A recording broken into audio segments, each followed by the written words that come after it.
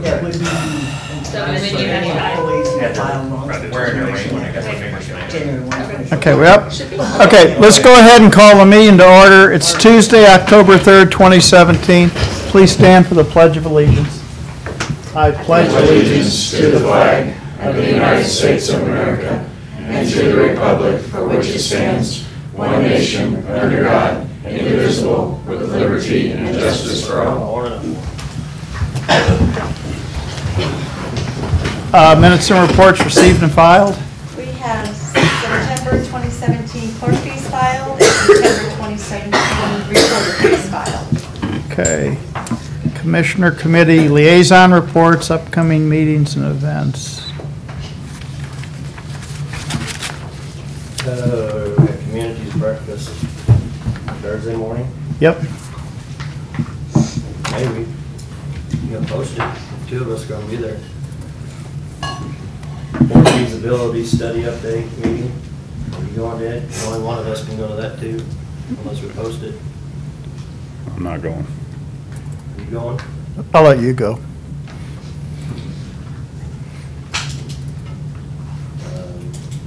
Cook Extension meeting Thursday night. Eastside Business Association meeting Friday morning. Pink Ribbon Golf Tournament Friday at 10. Might end up being tied. About it.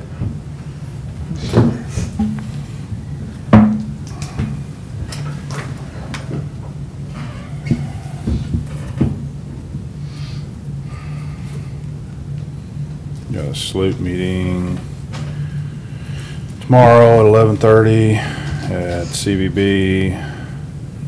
There's a open house that GFI is having at Domenico's on 1:30 on Thursday.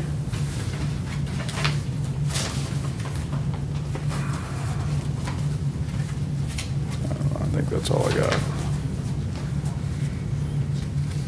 Got tonight, Mike Bernschetter's got a barbecue out at Wardsville, and I've got tickets for that if anybody wants to go. Lions tomorrow, communities. JC's homecoming parade's Thursday night. I get to be a judge. I'm thinking I'm gonna get wet though. And Friday is our Knights of Columbus. What? Okay, Adam. We can't call it Tootsie Rolls. Developmental Disability Drive. Yeah. But we're going to be taking donations on Tootsie Rolls, so you guys can come by. Saturday's the Multicultural Fall Festival. That's all I got. Appointments by commission, reappointment of Travis Dahl to on-site waste treatment systems and board of review. I've got the order here. Good. Yeah. So moved. All in favor? Aye. Aye, okay. Commission comments, I think we're probably going to take a little bit of time to discuss the flag ordinance since it is at half-staff, and I am in favor of it being at half-staff, but I know this is an issue, so. Same as I was before. Let it fly high. We didn't drop it last week when somebody got shot in that church. Nobody said anything then, did they? So, one life's not important, huh? I think the flag's at half-staff at the courthouse. It's not at at half-staff at all buildings, so anyway. I don't think we put it at half-staff. I think somebody else did. I think somebody else did. So, I'm a no on it if y'all want it down, and I see both sides of it. I did my argument a while back, so. I agree with Jeff that I think it's better when the flag flies high and at full staff, and I don't necessarily agree with the president in that it needs to be flown at half staff for 4 or 5 days. I mean, we all mourn the loss of all these folks, but I think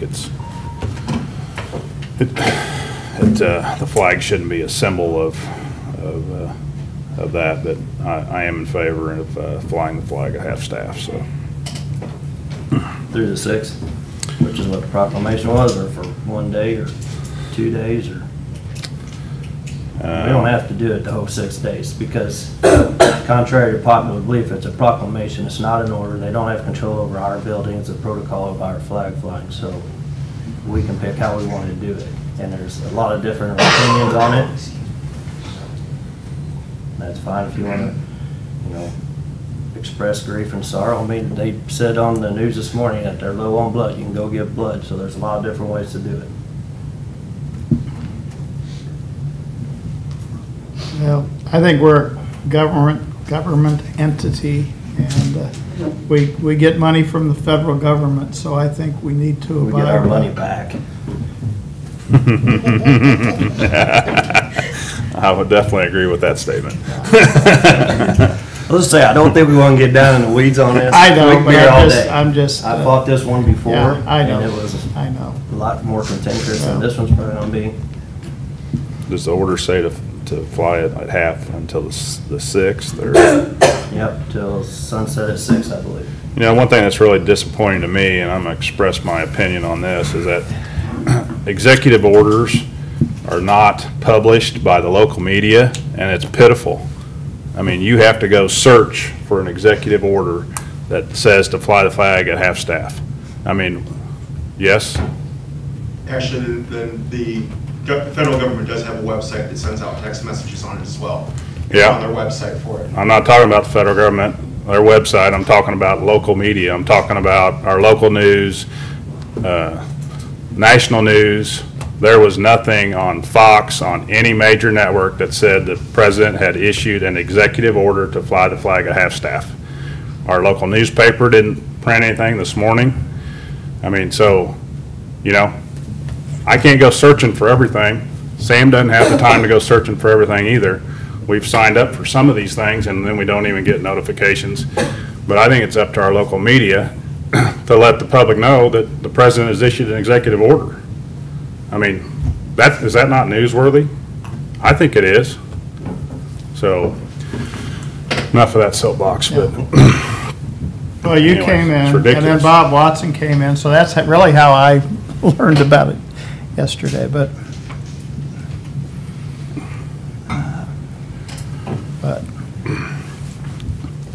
So just do the 6. Yeah, I'm in favor of following the order. So, That too. All right, let's move on. Okay. Bids and contracts, contract renewal 2, 2015-35, mats, mops, and towel rental and service. As you know, we bid out the purchase of mats. So with the increase they proposed, which was 5% on what we have remaining, it should be an annual spend of about $1,526. So this is just the renewal for Aramark for Public Works, and then the bar mops and so is this just for Public Works then? Public Works, the bar mops that they use at Pringer Center and all over, and then the dust mops. Bless you. Yeah. So, are we gonna purchase some of our mats, or what did we decide there? It's out for bid right now. It's gonna be. It's all the other ones except for Public Works, right? Except for Correct. Public Works. Public Works is 'cause- still included in the 1,500. Because it's worth them coming and cleaning theirs every day. What? Wherever they take them and replace them and clean them. These other ones don't get as much traffic and stuff. Much dirty guys out there, Larry. That'll teach you guys to wipe your feet. You don't take your boots off before you come into the office. That's why the mats are dirty. So when so they're gonna hold their price for just the Public Works and Pringer or whoever's using this? That's right. Okay. All right. I'm good with it. I'm good. Okay. I move that we approve renewal 2 with Aramark. Aramark. Second. All in favor? Aye. Okay. Renewal of annual contract with Health Department's diabetes educator. Hello. So we have a certified diabetes educator come in and do our classes. This is just the renewal of her contract, and there's no increase over the reimbursement rate from last year. Okay. Need a signature? Yeah, I'm good with it. I move that we sign the renewal of the annual contract for the Health Department's diabetes educator. Second. All in favor? Aye. Aye. Do we have any unfinished business? New business? Deb's not here, so I don't know. There's no accounts payable. No accounts payable, okay. Vacation, a portion of right-of-way for Claysville Road. Shannon? That's court order. Yeah. Okay. Need one? We got 3 of them we're gonna sign, or? Okay. I don't know if you remember or not, back in July, we had the initial reading of this into the record. The way the state statute says, for the way this road was established, it has to be started at the first available meeting of one term, continued until the next available meeting of the next term, to see if any public opinion or remonstrance is submitted. We did not receive anything to my knowledge. Therefore, the state statute will let you go ahead and vacate said portion that those residents have petitioned to the, or excuse me, those landowners have petitioned to be vacated. This Claysville's off of 179 there. Okay. Yep. It's kinda- Cuts down through the bluff and then crosses the tracks. The Stecks and the McCloskeys have dedicated additional right-of-way past the railroad tracks so we can get a proper turnaround there. And then the Union Pacific will keep maintaining the railroad crossing right there. And then from that portion forward is where this picks up for the vacation of the right-of-way. That's good. You good? Yeah. You good? Yeah, you just second. You seconded? Did you make a motion? No? Oh. Yep. I We move just- that we sign the court order for the petition to vacate a portion of Claysville Road, a public right-of-way in Cole County. Second. All in favor? Aye. Okay. Assessor's office, Just need one copy Oh, just- signed. Just one copy. just one copy. Assessor's office to present prorated occupancies and errors and omissions. Morning, gentlemen. I sent an email with the information. Did you get the spreadsheets, or would you like another copy of the spreadsheets for the prorated occupancies? I think I've got it. Yeah. Anyone else need a copy? Sure. You got the other 2 then, yeah? He said we just need one copy. Oh, we just need one signed.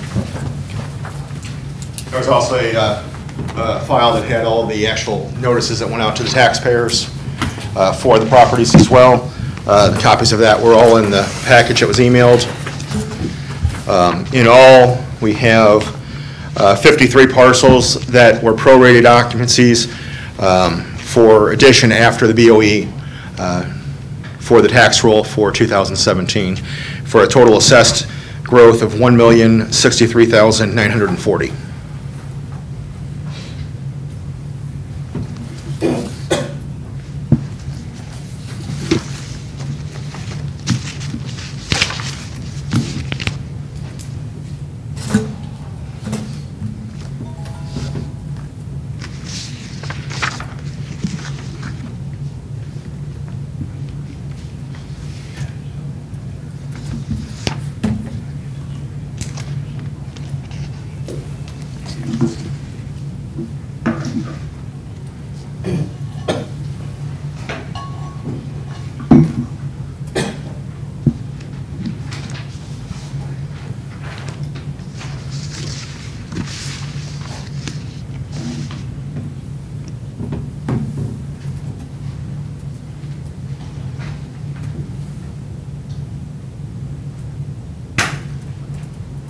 I'm fine. I don't have any questions on it. Did you get the email, Jeff? I emailed them to Melanie last week, and Okay. it had a zip drive attached to it. I have the copies here if there's a question on any property. Oh, it's attached to the minutes. Each property is separate by parcel ID.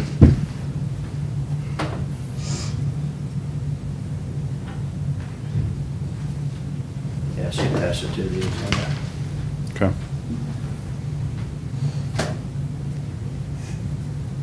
These are all that are just added to the tax rolls. Since the Board of Equalization, yes, sir. After the Form 11A was filed. Okay.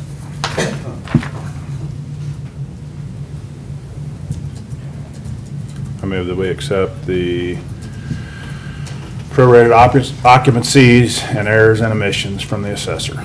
Second. All in favor? Aye. Okay.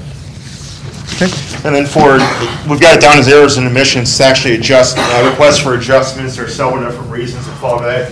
The spreadsheet changed yesterday, so I will provide you with a copy of the highlighted one that has changed.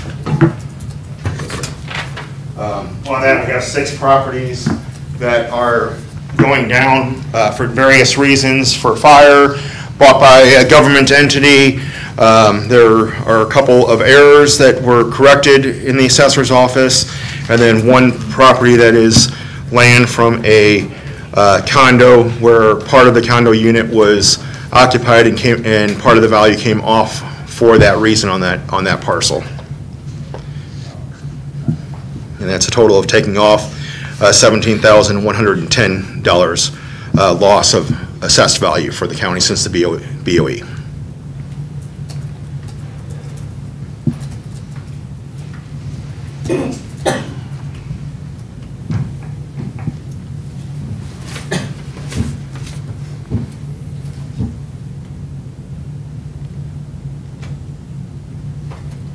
Just curious as I look at this, you have so the Drew Perry Road, 35,000 down to 17.5. Yes, sir. That was the condo. Okay. That attached condo where part of it was occupied and added on the prorated parcel, so the developer lost half of that. How do you get a loss of 3320 out of a property that's? It's rounding. Rounding. It's rounding, because on the assessed portion of that. I don't get it. I mean, you got a property that's valued at, so the next property, the corrected value is 192,000 and you get a loss of 1270. I mean, I just. Actually, that's based off of a prorated portion of it, because it's actually losing, that one is losing $6,700. So it's just a loss in the assessed value? Yes, sir. Yeah, it's just assessed value. Okay. A loss in the And assessed value. 19% of the market value. Okay, that's fine.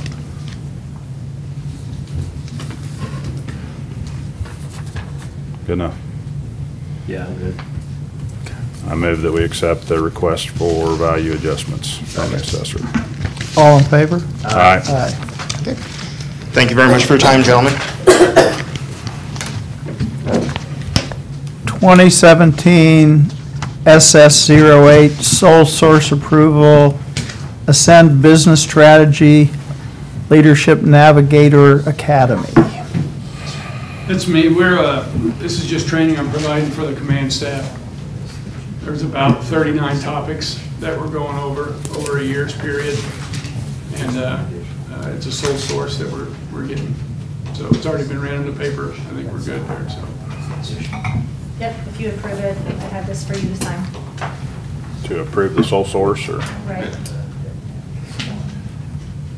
Training's within my budget. I've already budgeted for it, so it's not gonna be anything extra for my budget.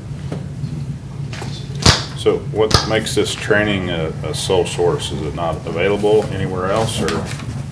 Well, I think it's available other places, but it's several other places.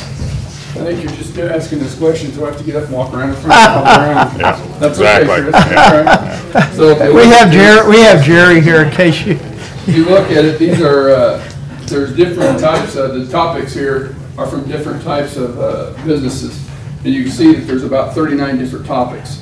What he's going to be doing is able to go over all these topics over a year's period. If you spend the money, about $100 a pop for each one of these topics, it's going to cost us approximately $17,000 to be able to do that versus what we're paying is less than half of that. But it's a 4-hour course that we do in the classroom, and then there's a 4-hour webinar that we do. And that's twice a week for the year. It's to enhance and be the betterment for my command staff and myself. I'm going to. How many people you got taking it? 6.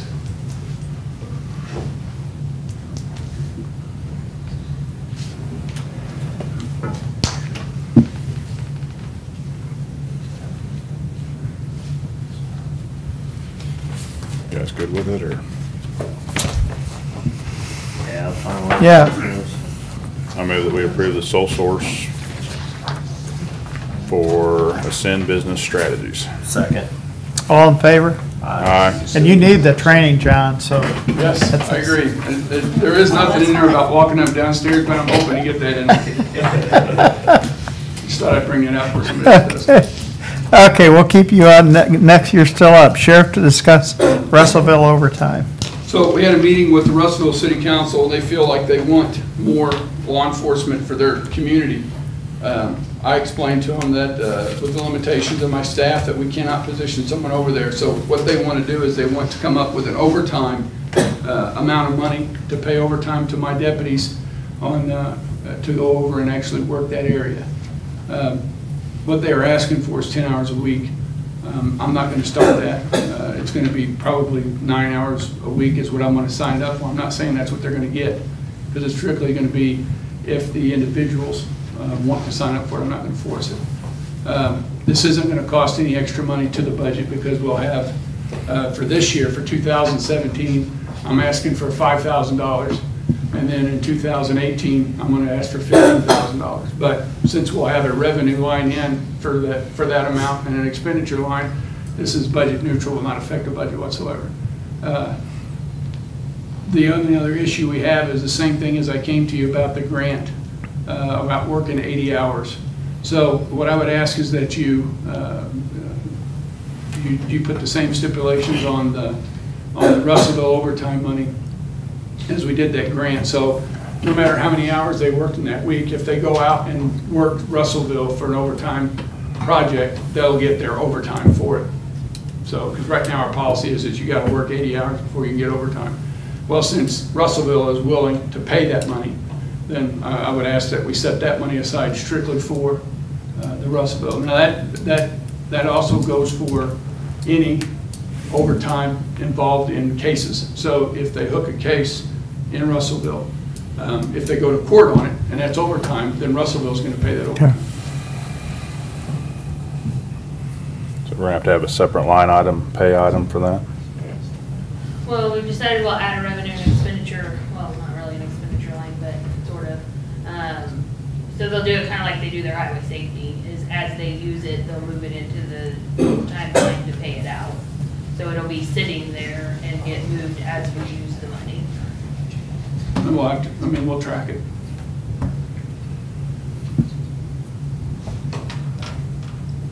It'd be much easier if there was just an amount assigned for that duty.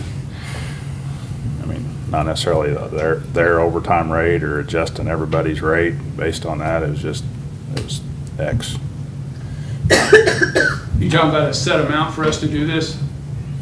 Well, it's just, if you're working Russellville, you get 20 some odd dollars an hour or whatever. Or if you're working the highway safety grant, you get, that's the rate. Well, the highway safety grant, they get their overtime rate. And then the same thing goes for this. It would be the same, because the county is going to be the one encumbering the cost for the retirement and all that stuff. So I want to make sure that we recoup every bit of that cost. So I do believe it should be on there, depends upon their overtime. So in other words, So the rate changes depending on the person. right, if a That's what I sergeant mean, is working yeah. it, then it's going to cost them more money. I mean, that sounds easy enough, but I do payroll, so I know it's not easy. And so, you got to put in our overtime rate for every one of those. And so it's probably not an easier thing to track. Well, it falls into an overtime line on their timesheet. Mm-hmm. And Betsy is noting that that's what they're working the overtime for. We do track it very So well. it's- Okay. Does the overtime cover all the benefits as well? Yes. Is that a yes? As long as I have not seen how they're calculating this one. On highway safety it does, so if they're saying It'd be the yes, they're same gonna way. include it. Okay. Yeah, we had gone out and met with their city council and, And there's some, they have some general concerns about some of the stuff going on there, and it's some speeding and some other issues that they have going on that they would just like a little more law enforcement on. And I'm hoping that this will take care of it. I'm hoping this will take care of the issue. The only problem that we're gonna have is if other entities decide to do the same thing. My staff is spread pretty thin as it is, so if Russellville wants to do it, I don't have a problem with starting this up and see how much my employees want to do it, but then it comes down to what if Centertown wants to do this or St. Thomas. Then it's going to come down to, again, we have these overtime line items for these individuals, but I don't have enough staff to go out and work these. So, but we'll cross that bridge when we get there.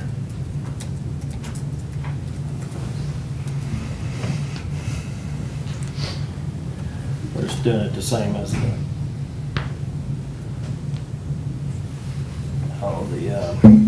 your other. Wardsville. Patrol and stuff. Right, it's the same as we'll be doing it, it'll be modeled just after the highway patrol grant. Highway safety grant, sorry. Yeah, I don't know, it's kind of a mess. If they're not working overtime, they're still gonna get it, but we need to do it to get them to run that because it's gonna be hard enough to fill them spots out there the way it Yes, it is, is. so. Yeah. Do you have a contract? with Not them? yet, that's what I was gonna wait, I'm waiting to get this approved and then we're gonna do that contract. Because I still have to look at what, I have to look at what municipal ordinances they want me to cover, because I have to sign a contract for those. The parking issues I don't have an issue with, but any other ones, and I'll have to look at it to make sure how much time it's gonna be that we're gonna be there in Russellville, because we can't spend a lot of time in an incorporated area. You all know, because like again, I only have a certain amount of assets spread across the whole county.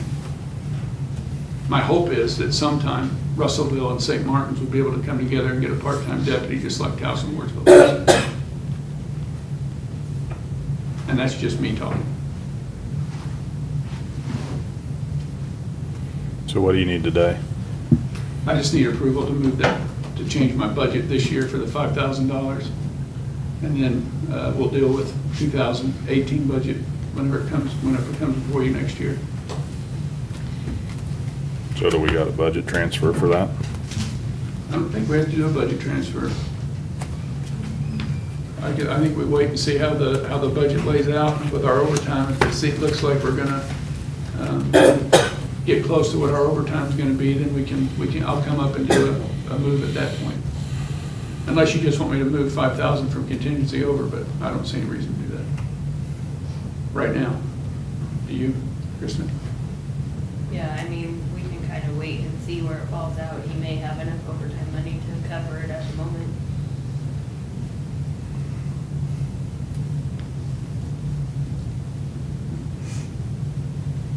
This year will probably be in the rear because you won't get paid probably at the end of the year.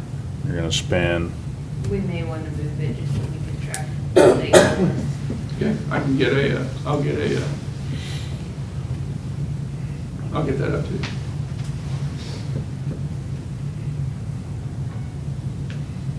So do we need a motion on this, or? Are you gonna bring a contract back that says that they're gonna pay the benefits and all of that? I mean, I'm good with this, but I mean, I don't know how we.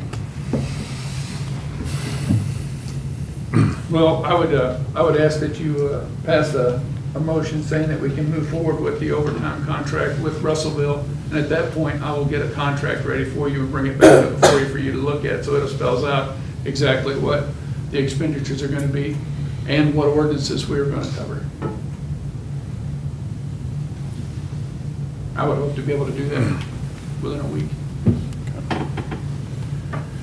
I move that we pursue an agreement with Russellville to cover the overtime that the sheriff would expend. Second. All in favor? Aye.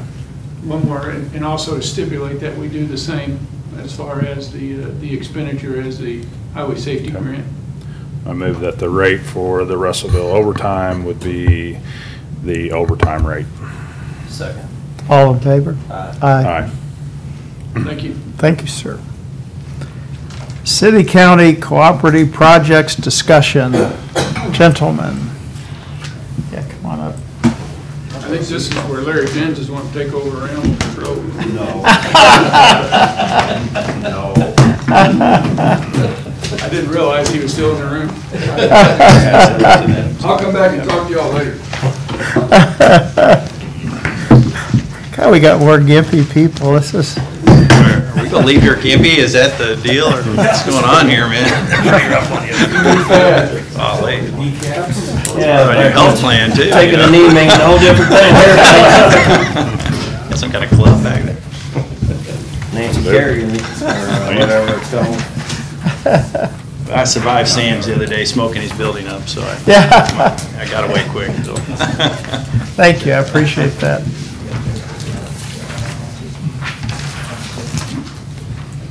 Are you talking to me too? I can start, I guess.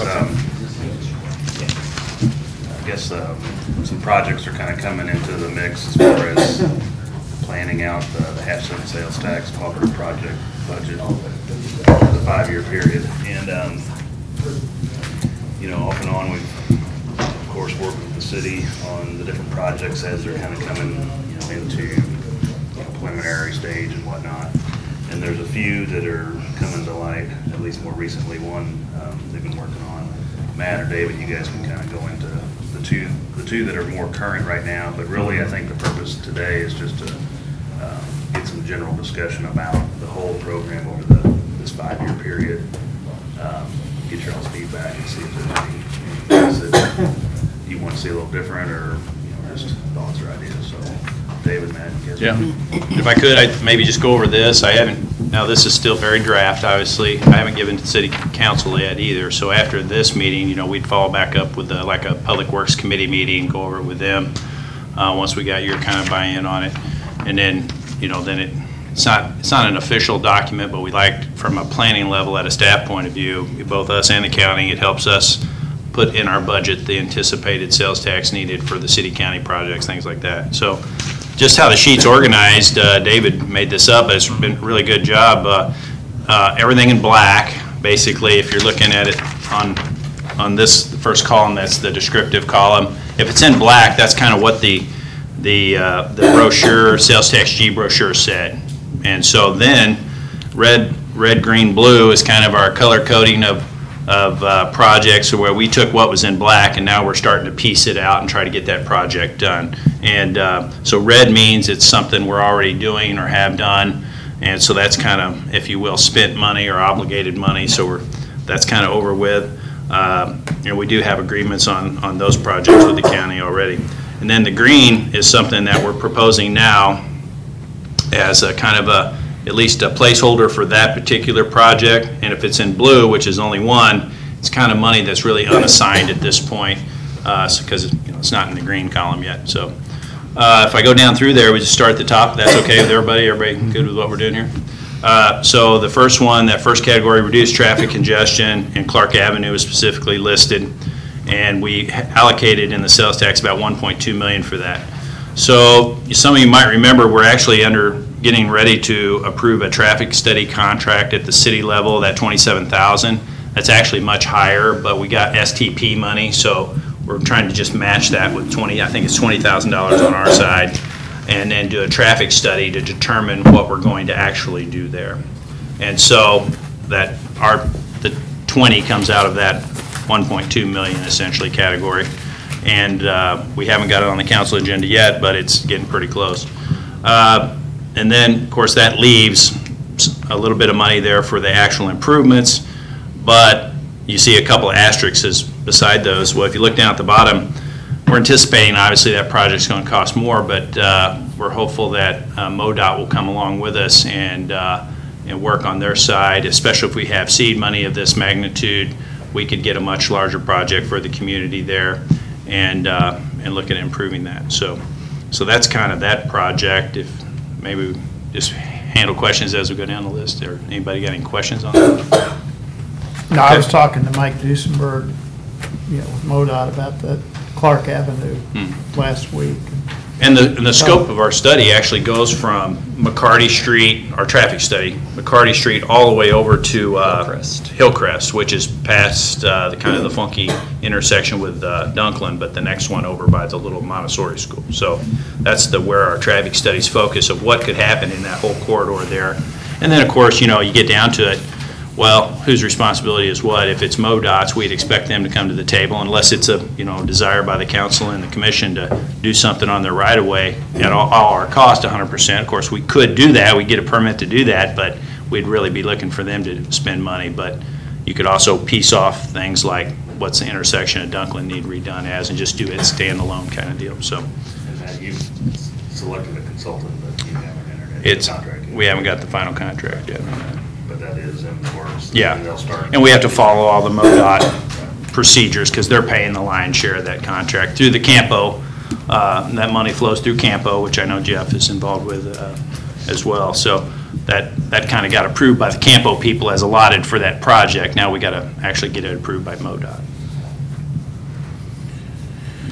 How sure are we that MoDOT's gonna go along with this? I mean, Well, you're never sure until the very end, and when you get the project and what it is, we'll keep them involved in the design process. It's just a matter of their funding, but kind of what's nice is, and we've always done this with sales tax, if we have a project that, going back through Campo, Campo's helped us in this regard, I'll admit that, I guess, which is hard for me to say, but it's tough going to all those meetings, but if you have a project that the local jurisdictions, basically the city and county at this point, and there's others there, but the city and county are the primary players.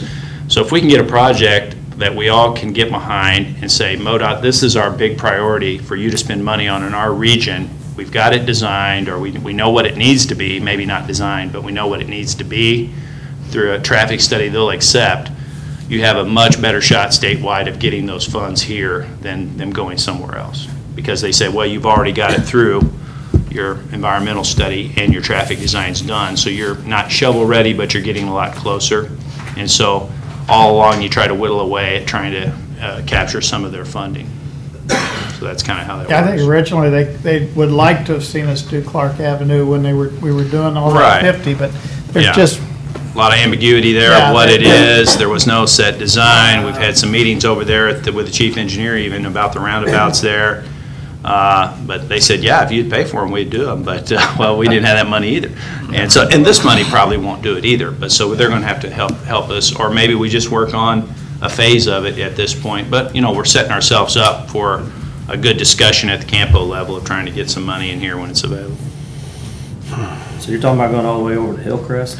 Well, we're studying that corridor, depending on what it needs. Obviously, our most frequent comment is about Dunklin and Morrow or Because that's kind of Clark, where whatever I you call was it. at, is Elm and Dunklin is where the most congestion is, and Right, that's full traffic through there, so Right.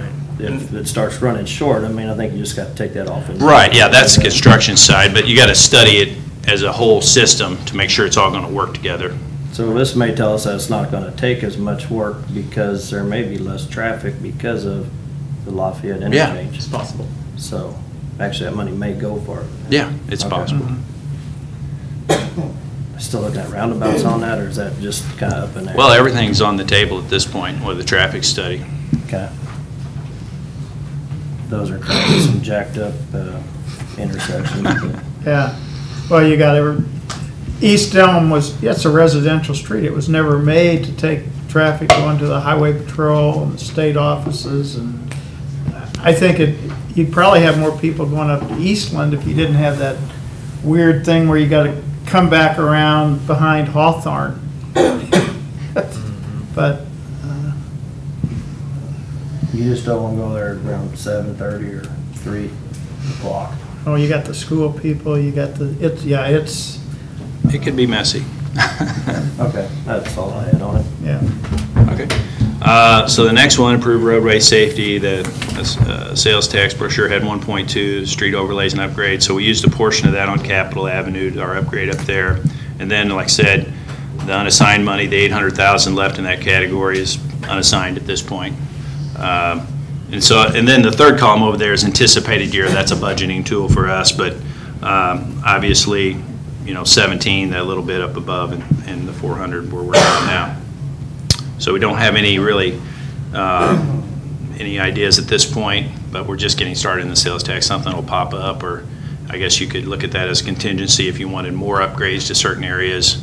You could certainly, like if on Clark Avenue, you decided, okay, that didn't quite get us there, but if we had another 100,000 to upgrade this road, you could always go down to that category and feel good about, I think, taking it out of there. The next category, maintenance improvement existing. So in that, we had quite a pool of money, 4.6 million. The Dunklin Street corridor, bridge, signal, sidewalks. Obviously, there's a bridge there that's not in good condition down on Wares Creek. They're close to Missouri Boulevard. We have some old signals up there, kind of the ones just on the corners. You know, those aren't the best as far as keeping drivers' attention on the road. You know, it's better to have them up overhead. Now, there's a lot of things going on there. People want the historic look and all of that. But we really haven't started that project either. But we've kind of looked at that and said, well, and looked at that in the vein of also in conjunction with the East High Street improvements, which is the sidewalk past East School and down that way, and kind of split that money up. And you can see we don't anticipate anything moving on the Dunklin Street corridor, you know, in the near term. It's budgeted further out as a cash flow item. But we do on East High Street improvements. We're working on it currently. I think it's something the commission has asked me about several times, and the city council. And so we have that assigned to a design person, and we're anticipating basically, and that is one of the things out of this meeting. I'd like to get kind of an agreement and concept for a couple projects on here. One being East School sidewalks, that, you know, we are moving forward, but in the past what we've done with the commission is we had an agreement that said, this is the road we're doing, our project we're doing, you know, East High School sidewalk, or East High Street sidewalks, and said we anticipate construction in 2018. It's about this much money, and you guys agree in concept. And then when we get the actual bid in, so then the staff, including the county, they'll sit in with us on the meetings. We go out, get that designed, work with the school. In this case, we're already working with the school, and say, okay, this is what it's going to be. And then we bid the project, get the number back. Hopefully it comes in under, but if it comes in over, we'll come back, or we'll come back either way and tell you this is the final number. Is everybody still in? So that it's kind of a two-step process. And so on that one, just give you some updates. David, you want to go update them on where we're kind of at on that? Right. We of course, some of that project had been designed 12 or 15 years ago, and it was a kind of a different animal at that point in time. So we've taken some of that information from those old plans and are modifying that a little bit. We're actually scaling the project back a little bit. That project had included the construction of a lot of new sewers and a lot of stuff that were they wanted to sewer all the basements of all the houses, and so the sewers were getting quite a bit deeper, and so we're sort of taking that part all out of the project. So really what we're looking at... And that would have been a wastewater project anyway, but at this stage, we don't see the necessity for that phase of it. So our wastewater people they've improved some of the sewers already up there on their own, so we're not anticipating... the wastewater people report to me as well, so we're working with them and saying, you know, we really don't want to spend that money. We don't have it actually to spend on East High right now.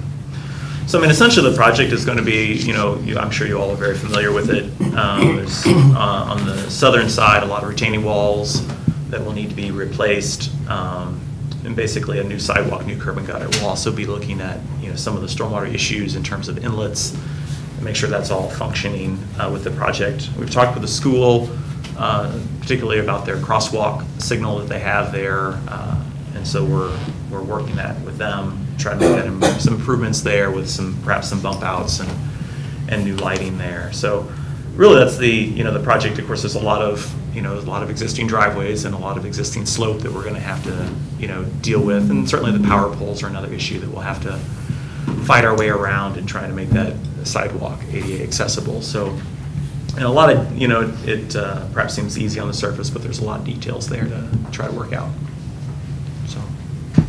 So, and we would like to bid that in the spring so that we could be ready to go school time. Right. Yeah, I think that's something Jeff and I've been interested in for a long time. So you'd do it while school is out? That's the hope, or at least a good chunk of it anyway, near the school. When we do things around schools, we're obviously very aware of, school traffic and walking and whatnot and to the school. So, you probably can't get that amount of work done all in one summer, but you could phase it in such a way where, the contractor can only work on this end of it away from the school more or something like that, So we'll work that out as we go, but we do try to be mindful that the school's going to be in session or not. And there's probably summer school activities, but it's still much less traffic and all that. So, And then, you know, you get some side benefits from that for actually IC school as well.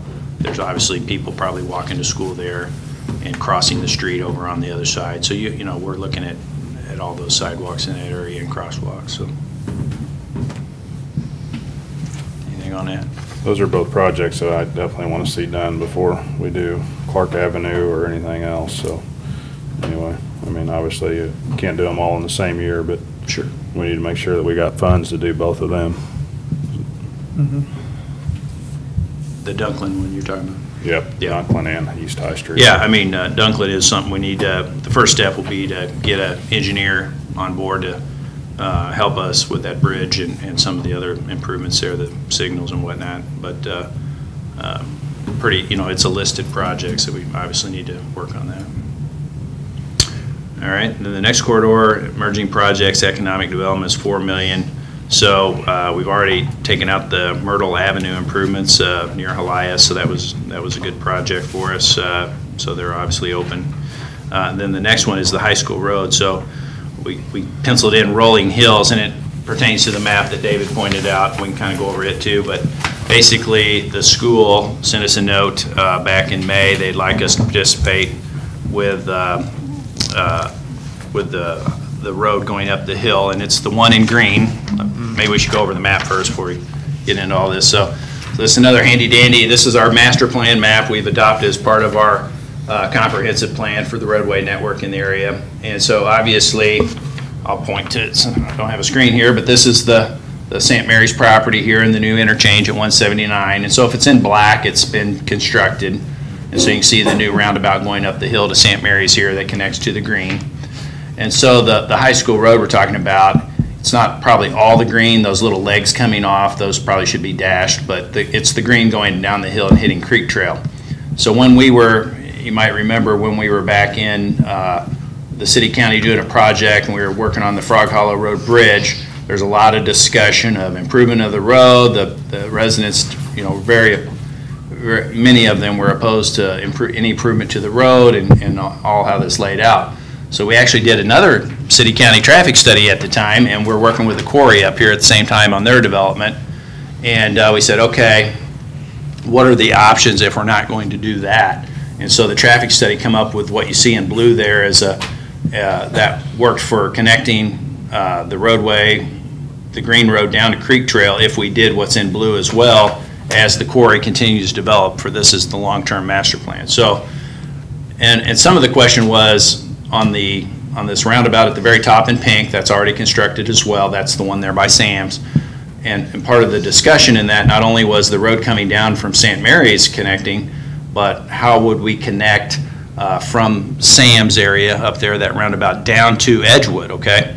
And so there was some debate on where that connection could be. And so we had to kind of had a lot of players involved here, but this is what came out of that study is the 3 roundabout option. Now they don't all have to be built at one time, obviously, but it's a corridor master plan. As things happen, they become more important to do as traffic starts breaking down. Obviously, we have a signal out there. We restriped the road kind of recently when we did an overlay, put a turn lane in to improve the safety. That's helped us out there. We have a lot less rear-end crashes out there than we used to have. And so, so this is kind of a phase plan up there as well. And so the other pink over here, this is the original Lewis subdivision, kind of the big rock cut you see from JCMG. That's how that laid out. That may change a little bit, but we anticipate there being some other connection back to Stadium as that develops. So, you know, kind of maybe circuitous a little bit to get there, but somehow to get there. So anyway, so now then over here on the other side, yellow, it's the other side of the new interchange. It goes all the way over towards Wildwood and the Wildwood extension in light blue. So you can see how that all connects. And this was all actually taken out of a traffic study that started in 2005 with the George Butler city or county-wide traffic study that actually the county commission paid for back in the day. And so anyway, you can see how all these roads connect. So when we got MoDOT to give us the interchange, we had to commit to having a local connection. Well, obviously at that time Roger Schwartz was over there, and he and I had a lot of meetings about it and said, well, you know, we just can't afford obviously to go out and build all these roads to this network, but as things develop, we'll certainly get them hooked up. We'll adopt the master plan and the initial connections through Rolling Hills over towards, obviously where Chris has operates the yard waste facility. So anyway, that's one connection, and they said, okay, we'll let you have the interchange with that connection as long as you kind of keep up with your master plan. So now the school's coming along developing, and so that, you know, they have approached us and said, hey, we want the participation in that roadway. I know St. Mary's has been in contact now as well. They're very interested in us getting that done. They see a big benefit to them. So basically, we're up here saying, okay, we need a development agreement really with the school, similar to Helias. Is the way I would see it playing out is you know, they would maybe do some design in conjunction with their development, grading, and all that kind of stuff. And it's really more a matter of limiting our funding to a certain amount. And we plugged in $1.5 million here. We think it's a pretty reasonable cost. Of course, they'd have to donate right away, do the design, you know, various things like that. One thing they did do for the city and county project, we had the development agreement when we were doing when we switched over to Creek Trail and improved that area and took that bridge out. The school had actually bought the property right at the time we were negotiating with the property owner, the Heinrichs, at the time. And so it was appraised at $30,000 an acre back then, about 5 years ago. And so they donated us the right-of-way, about 3.5 acres at the time, to do that road connection on out into the county there. And so part of that agreement was they wouldn't have to build the green road, you see. It'd be up to the city and to do it at the time. So that's kind of where we're at. We plugged in the $1.5 million. We're showing anticipated year 2019. Obviously, there's a lot of things going on with the high school and their design and how they're actually going to end up. And we like the model where if it's a developer project driven, we want anything we're doing to complement their use, obviously, and work with their driveways or their parking lots or whatever it is. And so they've been very, well, we don't have a site plan from them yet, even on the school, so they're looking at this and trying to how this is all going to work together with the roundabout. So that's where we're at on that one. And then, of course, the economic development down there piece, MSP Parkway, we've listed there. There's really no design on that. It's out a couple years yet. Just the status is the city and the state are still negotiating the terms of the agreement to relinquish the property. I think that, you know, the Senate or the governor signed, the governor has signed the bill that it can happen, but then it's up to OA to actually write the agreement. So I know our lawyers are trading paperwork with their lawyers, and that typically takes a little while, and how that can actually work. So that's kind of a placeholder as well. So that's kind of the nuts and bolts of the planning we've done to this point. So, you know, really our goal out of this meeting is two things: is get your kind of buy-in on kind of the draft proposal and what we have going on here, and then we'd come back, assuming we get that, come back with some concept agreements for the school road and the East High Street sidewalks, that we're all going to partner on those, and so we can proceed with designs and agreements and things like that with the various people interested in those projects. So that's what we got today. So a couple questions on the school district road here. So obviously, why would we extend the portions in green towards the Lewis property and also the Colonial Hills property? I mean, that looks like that should be developer driven and developer paid for. Correct. And potentially, I was telling David, we probably should have dashed those in green, but when we did the master plan, we said, well, we want to have we actually had, I think Bartlett and West did the preliminary alignment of this. Now, it may change. When we do preliminary alignment, it depends what kind of development. This could have ended up being a subdivision, and it could have been a little different, obviously. But we want to have something on the books that if this comes in and develops, that we have a master planned connection from your development into this road network. And so without some lines on paper, you know, the developers sometimes would balk at that, you know. And so what we would go back and say, well, you can do it like we have it on here and do the engineering, or if you just are really opposed to it, let's do a traffic study and see how your traffic's going to get out, and probably that would lead them into connecting the roadway. So you're exactly right. It depends how it develops, actually. Right. Now, if some of this is on the school's property, though, still. So they actually own, well, pretty well, a lot of that is on the school's property. That little track, that funky looking track there that's kind of not irregular there next to the subdivision, that's all school property as well. So again, we kind of wait and see how that developed. The school could sell it, they could build other buildings in the future, and then the need would pop up again. It just kind of depends. And so obviously, you know, we don't want to preclude it from happening in the future if it's needed. But those wouldn't be part of this project. We don't anticipate it, at this point. We would try to at least make, as far as the study goes, so when so this is kind of like a developer project, if you will. So the school's going to submit drawings to the city at some point. So we anticipate them submitting those drawings along with the road design. Now, what we would say is, okay, don't design the road in such a way that we probably can't have a connection from this road down to that subdivision or from this road down to that pink line, because you can kind of shoot yourself in the foot by not doing this right. So we want everybody to be clear that we think in the future, and it could be 20 years from now, but we don't want to have to, or we want to make a conscious decision about that at the time of the design, and not that, you know, we're surprised that, oh, now we can't get here from there, you know, type deal. And so we want to have the lines on the paper, and that's kind of the way we were with the Creek Trail extension.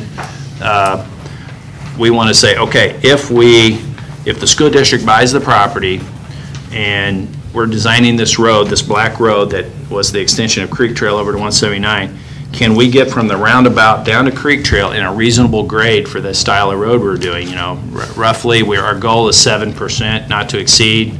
You know, and I don't, you know, we will allow more than that because of our terrain, but our goal is, first goal is to get a 7% maximum grade on a road. And so that's just a function of distance and how much you wiggle the road around. So, and Bartlett and West showed us that that could be possible with the screen line, so.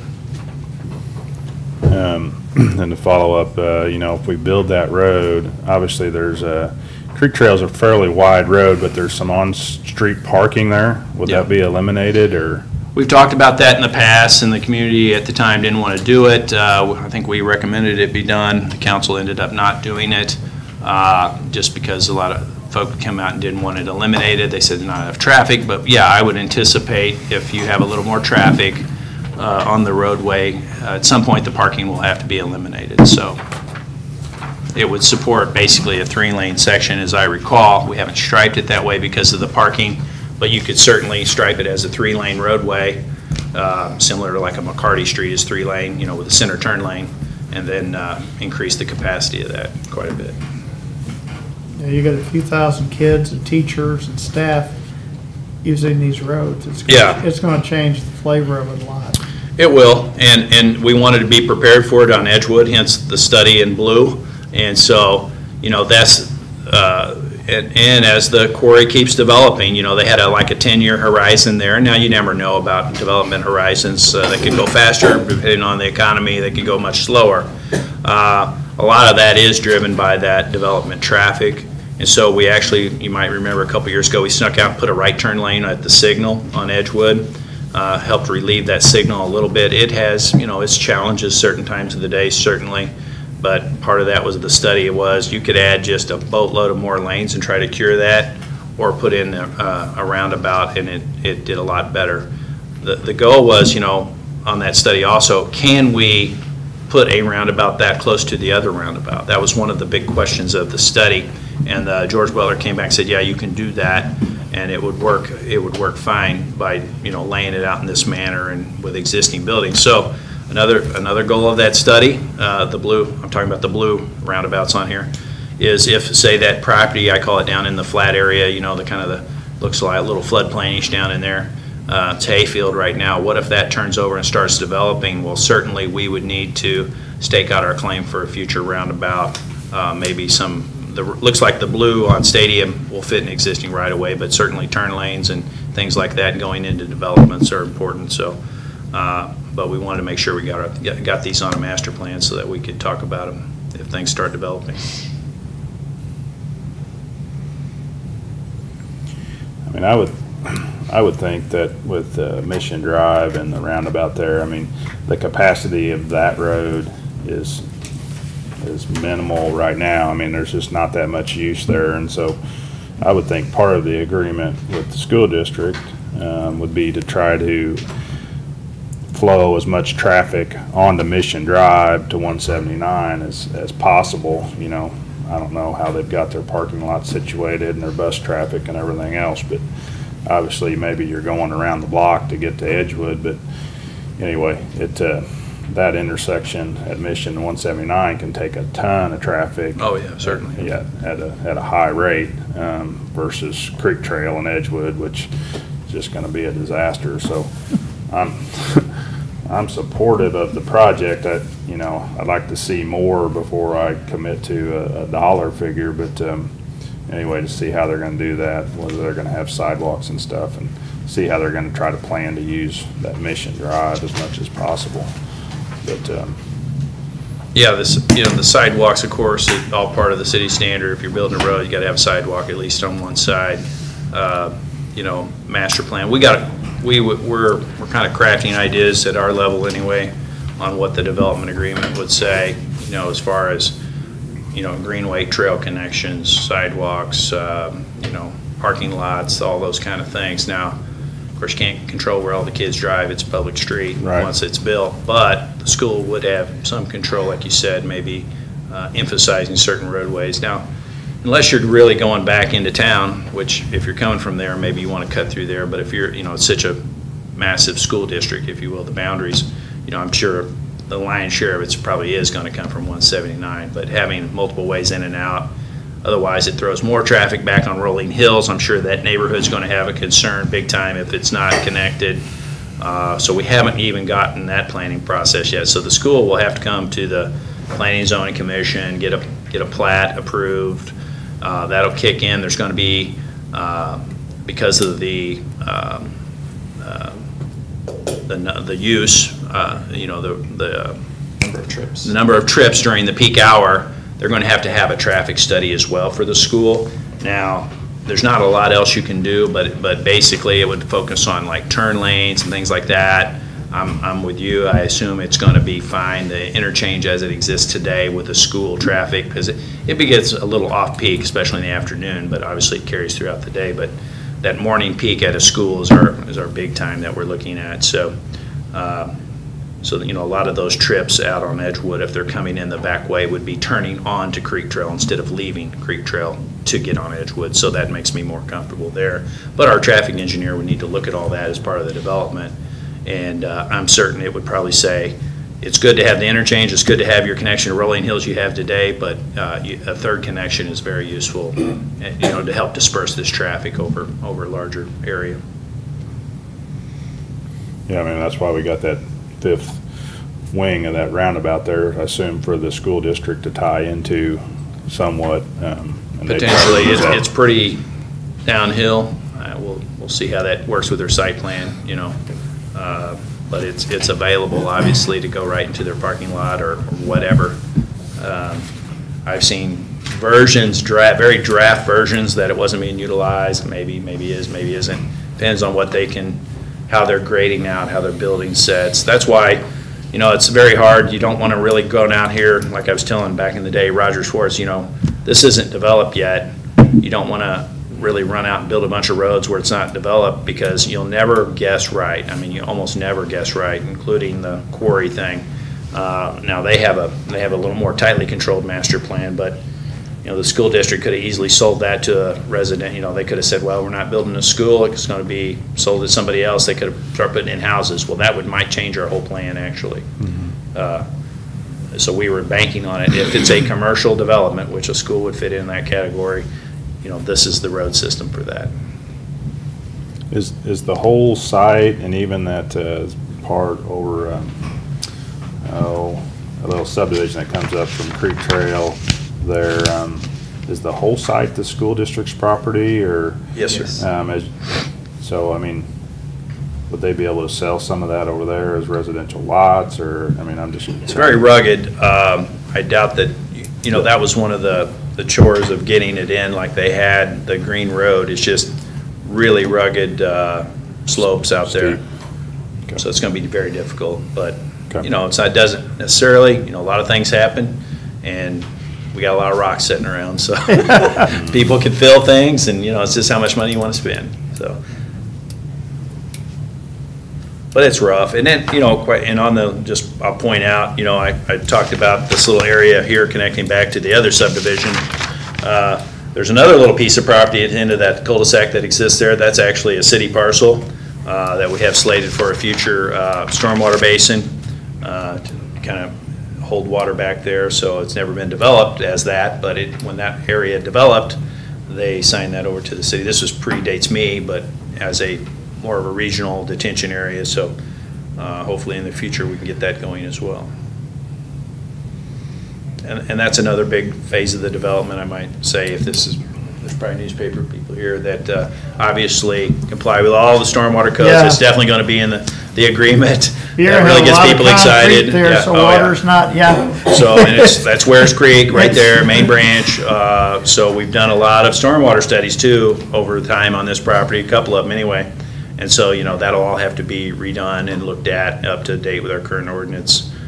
So I don't want people to get the impression that we're just focused on a road or maybe a few buildings, but it's the whole thing. When it comes in for development, we look at everything, the stormwater, the road networks, all those things, and even the greenway and the sidewalk connections. So that's our main driver. So you think this would be more of a, similar to Myrtle Avenue, it'd be the school district's responsibility and their contractors to build the road, and we Take would the just, risk, we all would of just those. contribute X number of dollars. Limit our funding, contribute up to this amount. Once they sign and say, yeah, they're willing to take that risk, then we're out of it. I mean, similar to Elias, that worked out really well for the city and county staff anyway. David did a quick design for it, but, there were some issues there that have always come up, like they always do on all road projects, but Elias took the risk and they overcame those and got it in. So when will they get back to us with more of a concrete plan or site plan or? Well, I don't really know their scheduling. I know they want to get going grading and things like that. So, we've committed to their folks that, we would approve phases of grading so they can get going. But again, we have the money out further 2019. But I would like to be able to go back to them and say, when I look at this sheet here, there's about $1.5 million on there, and that's really all that's really for grabs for that. And so, it's maybe not a take it or, I can't say it's take it or leave it from my level, obviously, but certainly if you want to exceed the $1.5 million estimate, it's likely going to cost a lot more than that, a little more than that to build, because this doesn't, that's a number we utilize for construction on a typical fairly standard roadway. Probably doesn't include a lot of rock, as David points out to me. Doesn't include the design fee, doesn't include any inspection or utility type work. We would anticipate they do all of that. We would inspect it like a developer project, in the sense that we'll have an inspector out there. Won't be full-time inspection. They'll be responsible for getting the cylinder test and doing all those things. And so it'd be just like a developer project like we did with Elias. It actually works out very good for us. Limits our risk in a lot of things. But so, we were, like I said, we keep talking about this $1 million. We don't really know what the number is, but really, if you look at the sheet, there's really not unless the county and the city council are really willing to put more in from other sources or cut another project you see on here. That's kind of what's on the sheet, And so I'm sure that all those other costs would add up. You'd probably be approaching $2 million fairly easily. So they have some skin in the game, certainly, on this thing as well. And just like with the hospital, it wasn't just their site plan they had to do. They had some road improvements they had to do as well. So we didn't fund all those either, as a city and county.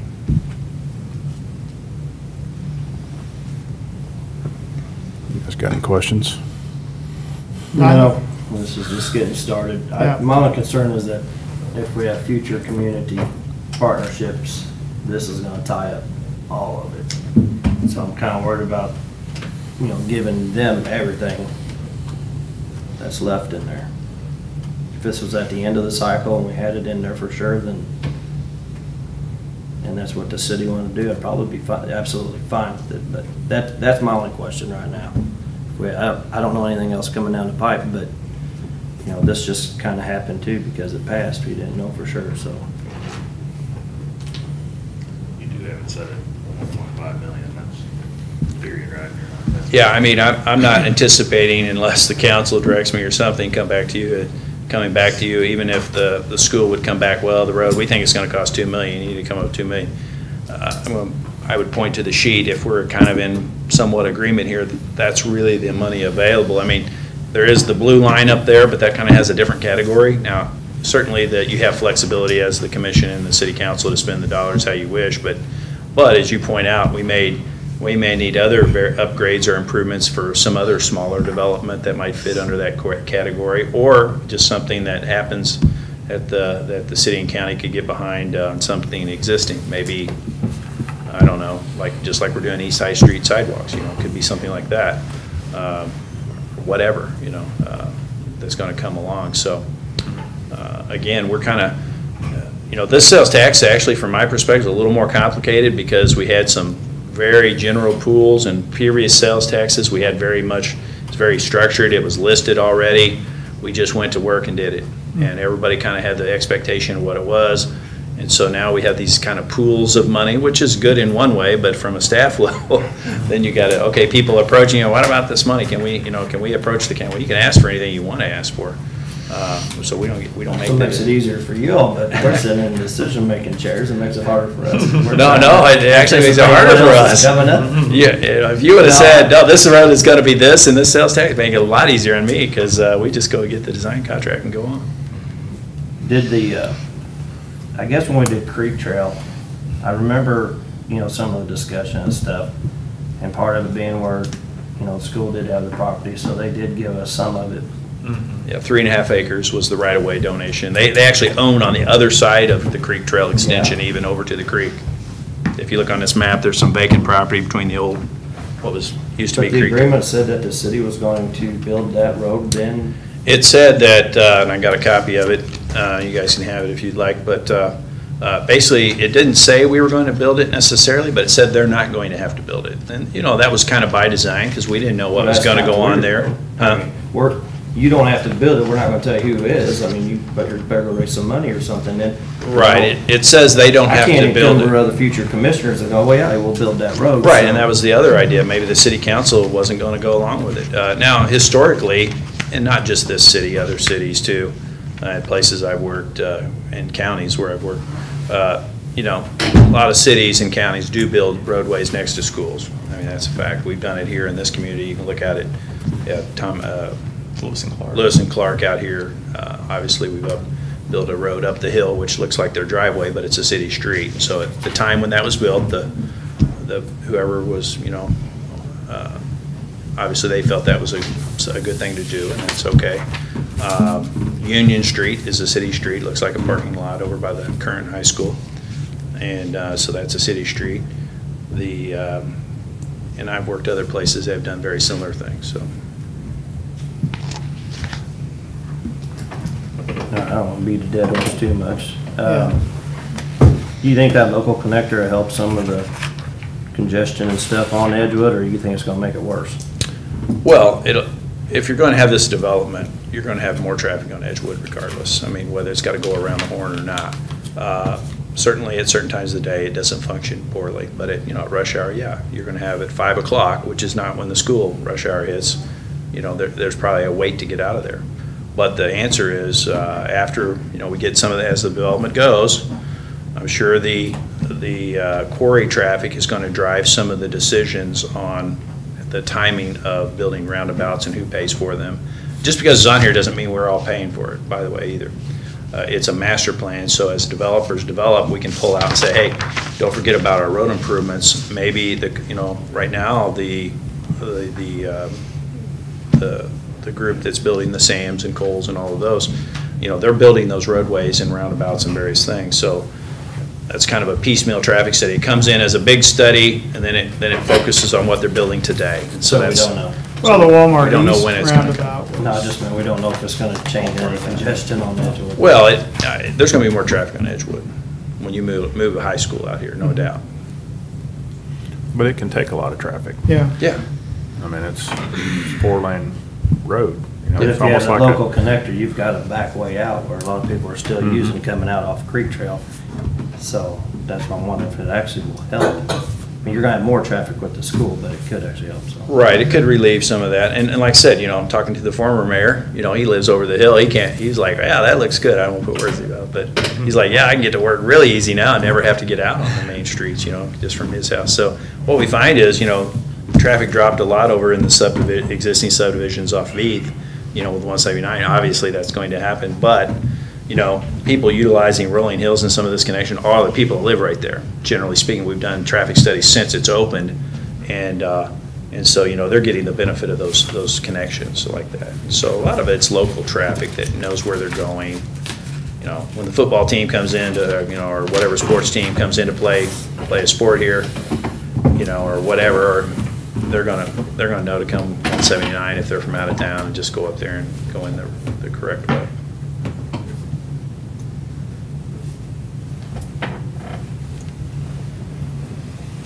I don't have any more questions. No. So. I think it's probably a pretty good project. Matt, what's the next? So the next step is I'll have to go back and have the same meeting with the city council committee and kind of talk to them, talk through the list and everything.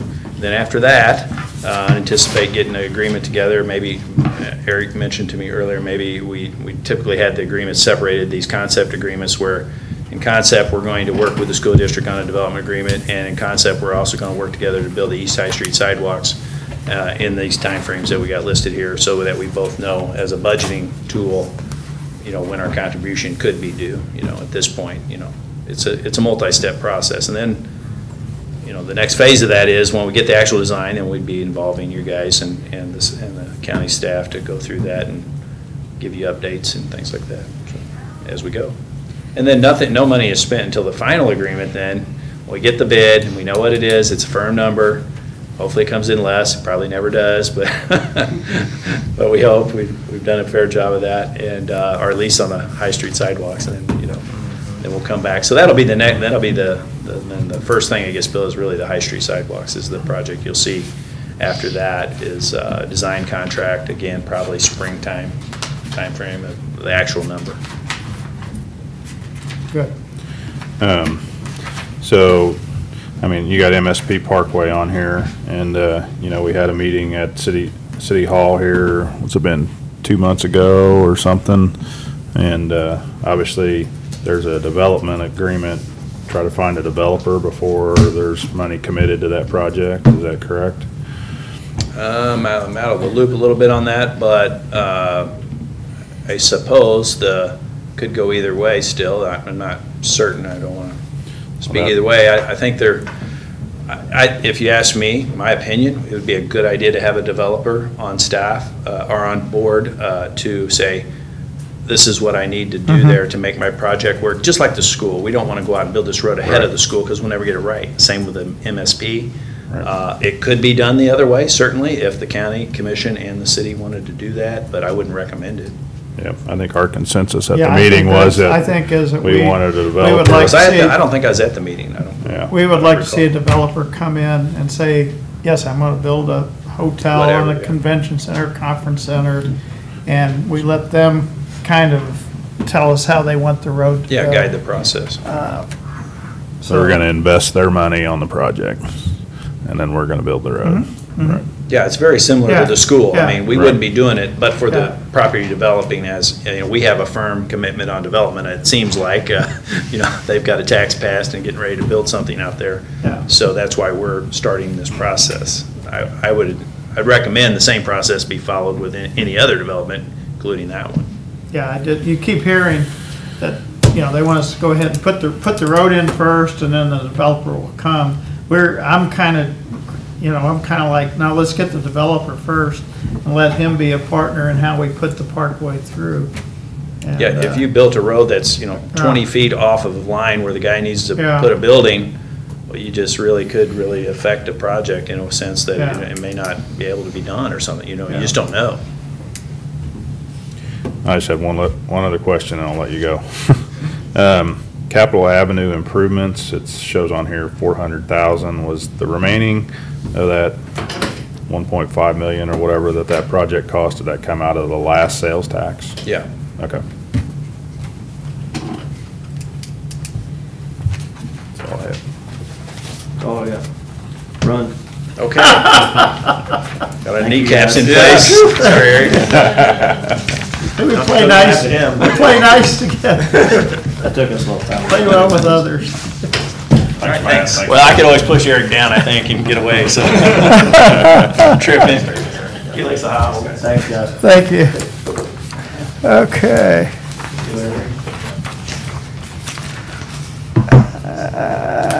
Echo County part-time paramedic study discussion. So I guess it was a couple, 3 meetings ago, as we were discussing overtime and difficulties in getting part-time staff to fill positions, the discussion came forward, should we have a part-time paramedic wage? And if so, what should that wage be? You know, I've done some research, I've looked around, and as a preface to this, I'll tell you, I'm not convinced it's a money issue. But aside from that, we can eliminate it by taking it out of the equation, if you will. So I will just tell you that what I've found is that $3 an hour increase in the base pay puts us right at the highest paying positions in the area. But if I would be the devil's advocate and we really want to find out if it's a money issue, I would put more than that at it, and then we would find out for sure once and for all if it's a money issue or not. But I'll let you make that decision. Again, I'm not convinced it's a money issue, but this is certainly one way to eliminate that from the mix. I'm doing some, I'm getting some data, hopefully today, that will tell us how many hours part-time staff have worked the last quarter. And the way our system's built is that we don't allow, Kevin and I are the only ones that can approve overtime, and we don't allow overtime shifts to be filled until 3 days before the shift actually happens. So we wait till the very last minute, and that's actually put us at a bind in a few times. Tonight being one of those, but at any rate, that's what I found, and so I would just open it up for discussion. So if it's not a pay issue, I mean, do we have people wanting to be full-time paramedics? We have a few, yes, and we're going to move those into positions after the first of the year when we eliminate the 24-hour shifts. We're going to have 4 or 5 full-time openings created by eliminating the 24-hour shifts. But we've got some people right now that haven't worked a shift for 5 months. And, you know, they're about to get a letter from me. Dr. Ludi will not allow them to work under his license if they don't work with some regularity. I don't care how long you've done this job. Things in medicine change too often, and it's hard to stay up on the protocols by not working shifts in a regular occurring time period. Just throwing darts on a board, he and I came up with at least a shift a quarter. We have, I'll find out today, and I'll send you the spreadsheet once I get it. I'll bet there's a half a dozen people that haven't worked a shift since May or June. So, and I don't know why they're hanging on. I don't have a good answer for you. But what I can tell you is they just don't pick up shifts. We have been successful. We've recruited, we've changed our media. We're using Indeed now, and that's been helpful in recruiting paramedics. We've gotten 3 that are in the process of training right now. We've got another interview Thursday, but it's still difficult to recruit, and it's still difficult to fill those shifts. So, you know, as I've thought this through,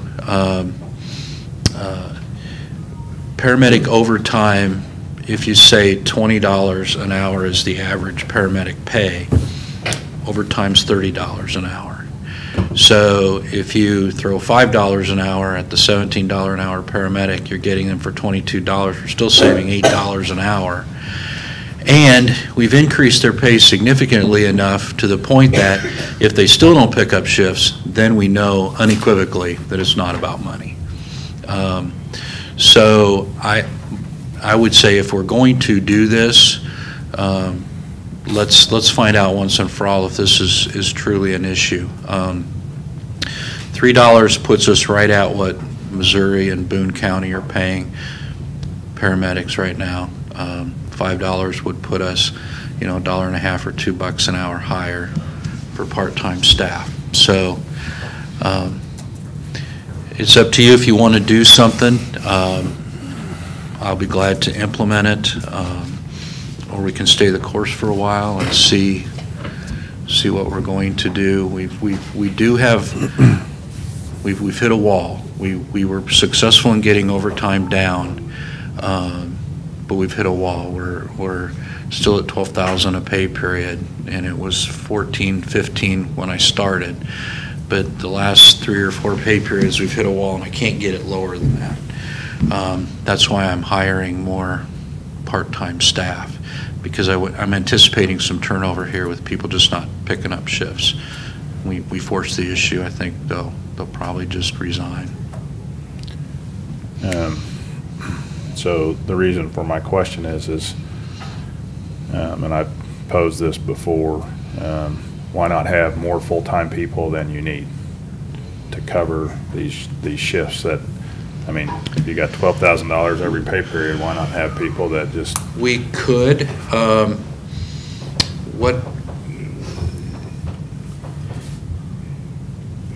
Historically, I've called those float positions, or I've been around where they call them float positions. I think the devil would be in the details and working out what shifts those folks work. I would think it would be difficult to recruit for that position if you didn't have some kind of system in place where they knew they were going to work certain shifts, either days or nights or something like that.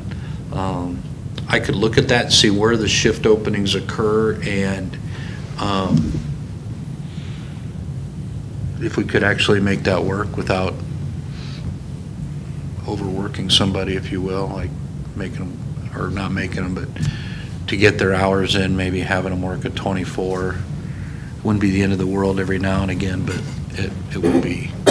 You wouldn't want to, with the elimination of 24-hour shifts, you wouldn't want to schedule people routinely for 24 hours if we're not going to allow them to sleep at night. Although I would in those situations. So it's something we could look at in more detail. I mean, I don't know. I'm just asking. Obviously, if you don't think pay's the issue, then why should we address part-time medic pay? I mean, what I will tell you is, one way to find out if it's an issue or not is make it worth their while. And that's why I said I would say in the $3 to $5 an hour range. And if we find that there's no more people picking up shifts than there were before, we can just frame it as we're just going to study this and see what happens. And if not, we'll just take it back to where it was before. It's an interesting phenomenon here because so many people here work 3 and 4 jobs. I mean, 3 and 4 jobs. And I don't know how they keep track of it all, to be honest with you. I've never seen that before. So you say we've got 4 or 5 paramedics that haven't worked since May or June? Mm-hmm. So they're working with other ambulance districts, or? Mm-hmm. And I don't know why to be honest, I don't know why they stay. And I've asked them, and I get a shoulder shrug, and when I say, well, that's not good enough, I need to know I need to know why you're not working. I just find it difficult to schedule that much time. I got this full-time job, I got that part-time job. Well, and it seems to me where something needs to go. But when I brought this to Dr. Ludy about February or so, it came to light, and he wasn't even aware that was happening. And the way the law is structured, Missouri's no exception, is that paramedics cannot practice autonomously. Paramedics are allowed to practice under the license of a physician. Well, he puts his license on the line, and from a medical legal standpoint, it would be really risky to do that for somebody who doesn't work very often. If mistakes happen, but if mistakes happen and somebody hasn't worked for 6 months and they weren't aware of the new protocol, then our risk and liability increases exponentially. And once I brought that to his attention, he's like, no, that's not going to work. I wasn't aware that that's happening. So we've sent letters to probably, this is shortly after I came, 4 or 5 folks that hadn't worked in 6 or 8 months and just separated employment. And I would anticipate that there's going to be another round of that now. If you offer more money, yeah, maybe they will come and work more, but I don't know, do we really want them? I don't know. Do we need them? The paramedics, yes. Okay. EMTs, we have 25 plus applications we haven't acted on for EMTs yet. EMTs are not an issue at all. And to be honest with you, the paramedic thing is a national thing. It's akin to what the nurses went through in the 90s. There's just not a lot of folks in paramedic training right now. But in the flip side of that, we've got 3 that are EMTs that are in paramedic training right now in Boone. But it'll be a year before they're done. So I guess where I'm at on this is, if we're going to do this, then let's check the box and find out once and for all, and let's make it so that we know if it's a money issue or not. I would be glad to tell you if we increase their salary by $3 to $5 an hour and we fill all these shifts, I'll be glad to come in and say I was wrong. So what happens if those part-time people then move to full-time? Because then their starting pay is going to be larger than a full-time person. Goes down. Yeah. The thought is you pay them more because you're not paying benefits. Now we're paying benefits. It would go wherever they had moved on the scale. We would subtract whatever the stipend, if you will, would be. So if it was $3 an hour, $17.28 right now in starting pay. If they were at $20.28 in 6 months, they went full time, they would go to $17.28. And the existing part-time? Say what? And the existing part-time would go up to? Yes, only paramedics. I made a mistake in the email that I sent, EMTs and paramedics, just paramedics. EMTs, we have no issue recruiting EMTs at all. So how many part-time paramedics do we have? I would say active about 8. We probably carry 15, but active we have 8. And you know what? There is a cost associated with carrying people. You say there's not a cost, or theoretically there's not a cost, but you know, we pay for different technology items and what have you by the employee. So Active 911 we pay by the employee. Now granted, it might be $6 a month or $6 a year, whatever it is, but there is an added cost to carrying people that don't work to the organization.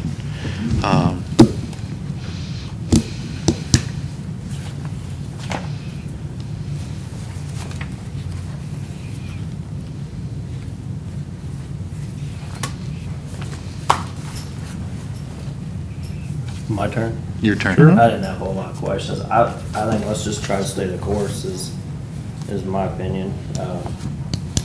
We did raise it up to what the full-time makes, right? Yes. So let's try that for a little while and see if that helps. That's just my opinion on it.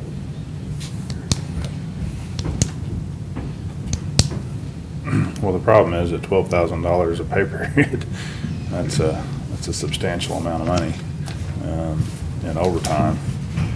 And I'll be honest with you, I haven't factored the unscheduled out of that. I need to do a better job of doing that, so I'll start looking at that too. That's just total overtime. That includes scheduled. So to get a better handle on it, I need to extract the unscheduled. And that could be something different we can look at. If you have another crew that you schedule for covering the lapses or to cover status zeros and, you know, basically have them scheduled. You know, they're getting paid and whatever. That I think has some promise. I to be honest with you, I'd forgotten about that. Actually overstaffing, so say we need 50, have 51 full-time employees and the extra person if you could schedule them 2 weeks ahead and say, here's the vacation shifts, pick 7 shifts, and those are your shifts the next 2 weeks. I think that has some promise. I need to get in the weeds and see how we would actually operationalize that, implement that, but I think that may have some promise for the right person who needs some flexibility yet wants full-time. But I like that better than just adding another crew, because when you just add another crew, it's not just their salaries that we're looking at. You're looking at a whole nother ambulance, a lot of other. Yeah, and this is only one person, and it'd be a paramedic. Because the paramedic gives us more flexibility. Yeah, so, I mean, that's something I think we can look at. I mean, we got all of this coming up in budget. I know Kristen would like to have it right now, so she knows how to do her budget, but she didn't bring me any candy bars or anything, so. Yeah, I didn't need your Snickers. You better keep your fingers off my. So you said we had 15 paramedics currently, but only 8 are active. I mean, when you say 8 are active, I mean, are they picking up a shift a week? Or I'm going to get this is the first quarter that we've actually charted and tracked it, and I asked for the report to see, and I'll be glad to send that to you once I get it. I think Valerie should have it today. She's trying to figure out how to extract that exact data and pull the part-time folks out of the mix. So I'll get you the information, particularly the paramedics, and find out how many hours these folks are working, because we implemented a policy. Actually, we brought the policy forward out of the committee in the second quarter of the year, and we implemented it July 1st. That said that all part-time employees, field employees, have to work 96 hours a quarter. So we're going to find out who met that threshold and who didn't. But I'll get you all that information once we get the data. I'd like to see you increase it, actually. Just because that's 30 hours a month. I know. I mean, you know, somebody can't be more reliable than It was 2 shifts a week. My last stop, it was 132 hours there, which was 11, 12-hour shifts. We had variety shifts, but I thought it would. I completely agree with you. I thought it was a good starting point to assess where we're at, and I made sure that our staff was well aware of that. This was a starting point. May move up, may move down. In my head, I was thinking move up all along, because to be honest with you, of all jobs in the world that are easy to carry a part-time job, EMS is, because of the lengthy shifts they have and number of days off that they have. That's why these people have so many part-time jobs. I'm not sure we have anybody that just works here part-time and that's their only job. People who work here part-time at least have another full-time job. Some have 2 we got full-time Justice League jobs. firefighters, we've got. Yeah. It's Well, kind of a mix. because it's a benefit to a lot of them in that they get training for Right. free. Right. So, you know, to me, you should have to put in more in it. I mean, obviously 96 is a good start. I mean, I'd think 200, you know, I'd double it. Well, I mean, really, that's only 60 hours a month. So that's really not that much. So I'll get you the data, and the policy provides that we can give out corrective action if they didn't meet the number. I don't want to come across as being heavy-handed right off the bat. At the same time, it's policy, so either meet it or don't. But we have to have a group of part-time people who are willing to pick up shifts. And I'll get you all this information, but like I said, I'm being honest. I'm not sure it's a money problem. Now, for some, probably, but for the majority, I don't get that sense. I mean, I've talked to folks. It seems like more of a time commitment than anything. But if you wanted to give it a try, I'd be willing to implement it, even on a study basis.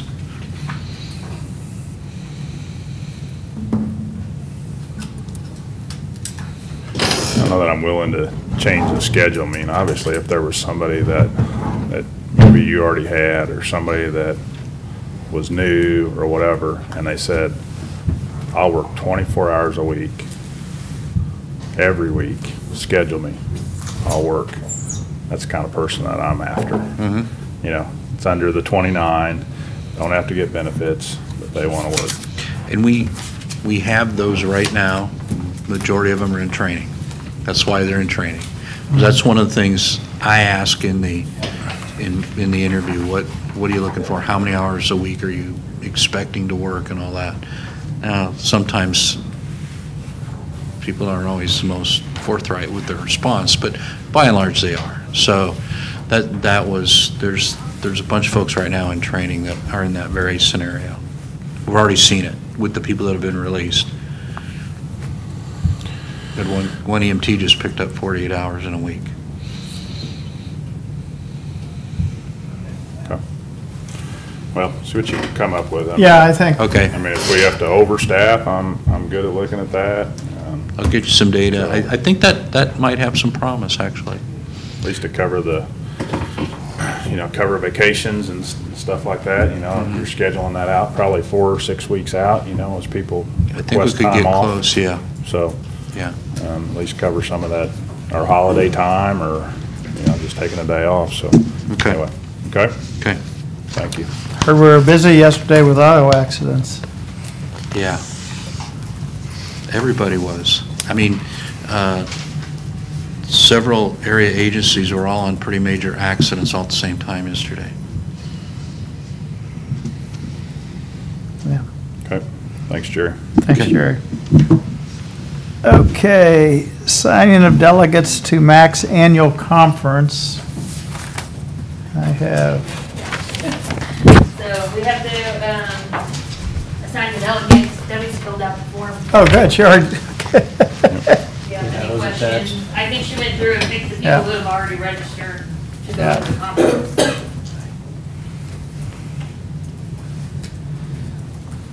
I move that we approve the delegates. Second. all in favor? Aye. Okay, Did you sign that? no. Okay. Please? Please. Okay. Approval of annual assessment amounts for NIP project. I think this is just a housekeeping thing. They want you to approve the final assessment amount, including interest of $477 per lot. NIP. NID. NID. NID. That's what the agenda says, is NIP. Right. I know, He that's was what I gonna was- say that. Sign it, damn it, just shut up. Here, Sam, just read this. Read this out loud. Sign it. I I had to read the, 477 even. Yes. I had to read the diaper proclamation last week. That's Nice. your job. I move that we approve the annual assessment of $477 per lot for the Parkview Meadows NID. Second. All in favor? Aye. Aye. Okay.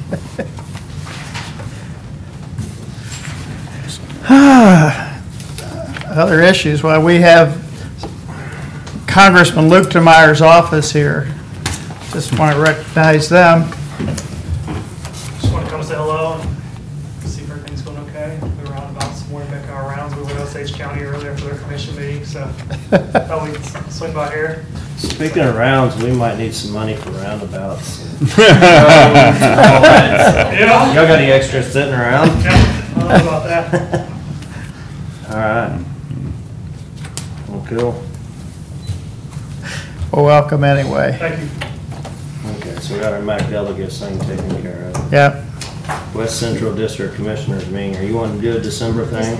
Well, do you want to do it? You know, the emails so far that we've received. I thought I Or- officially and fairly and squarely passed that on to you. You said you could do it in So they December, and you said, oh, I can do that with my That's all eyes right. closed. It'd be a bunch of camouflage stuff because it's kind of deer season time. Together.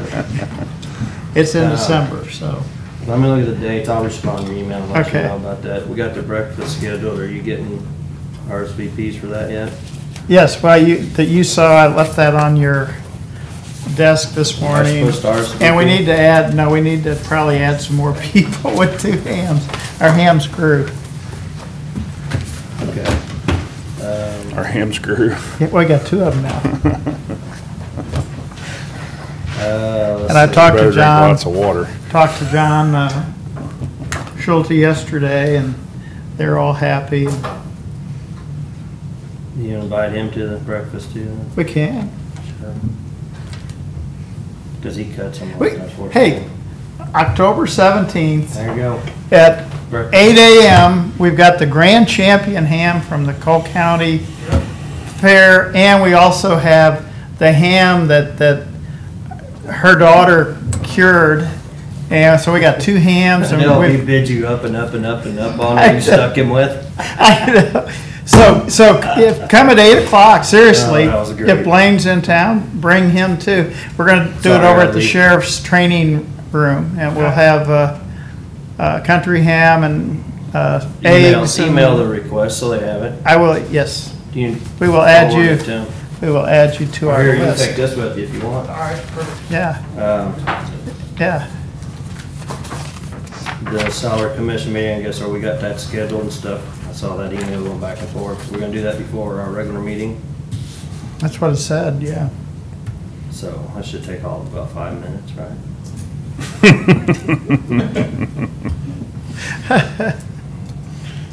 Yeah. Okay. I don't know, ask the others. Ask Kristen, she's probably in on the scheme. What's going on? Y'all probably have a private Facebook page. Yeah. Debbie, you on that? Yeah, is that a violation when all the other elected officials get together? No, they can do it. It's all right for them to do it. I never heard what happened with that Ford Transit, and Jerry already left, but did you get an incident report on that, Debbie? I did. Okay. I did just after Chris requested. Yeah, and I think we need to be very clear. We need to know what's going on with that, because we get a bill on that, and it just looks like somebody in an accident. We don't know what happened. Shenanigans or something. Did we invite Jeff to our breakfast? We have and to.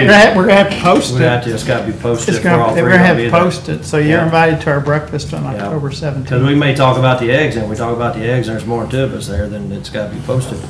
Because we may decide. October 17th, 8 a.m. over in the sheriff's I training. think we should post that Come we're eat having breakfast. a meeting 24 hours a day. Come eat breakfast with 365 us. days a year, because you never know when two of us are gonna be in a room. Yeah.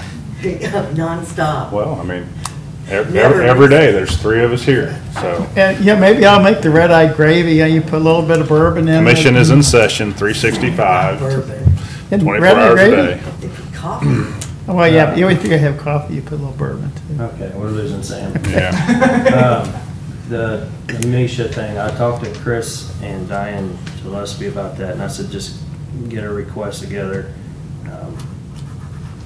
They're gonna be putting in the bid for the state track again. Yeah. And I guess And they I got think- ahold of you, and I said, get us an email, let us know, because that's a budget issue. Yeah. It's economic development issue, so I saw your emails. And I told him, I said, that's just my opinion, but it really does. But I think it's a budget thing. Yeah, So if yeah, we wanna do yeah, that, we need to yep. get that all together. Yep. All right, down. The money from that LV guy, so is he just gonna hold on to it for a month, or? Yeah, Larry was pretty, I mean, I just said, oh, hey, somebody, likes us and likes the way we take care of the courthouse, and they want to be an anonymous donor. But Larry was kind of freaked out. We received some money about a year ago. Yeah, now that- Probably from the same person. Who knows? Well, who knows? 'cause it was- Sam, because they sent it to you before. Larry wanted to know why he got it. And I said, well, you're the county collector. People are used to sending you money. So I think it's- maybe why they sent it. I appreciate it. I But think he it's wants fair. to put it in his vault for a month, just in case there's something strange about it. I don't know. But he was kind of, I don't know, blindsided by it, and so. It sounds about like the same letter that we had received. Jeff, you knew we got a donation before, anonymous donation before, right? It's been several. Maybe. It's over a year.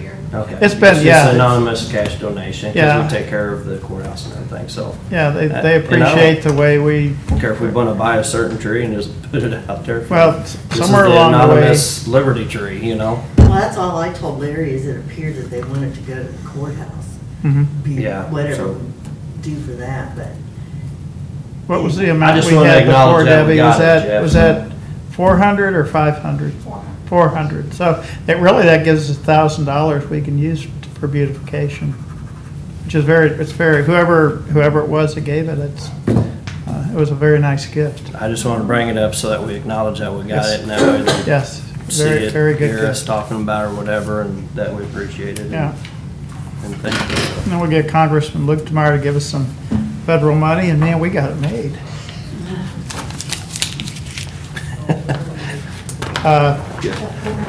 Just see if we can get us our money back.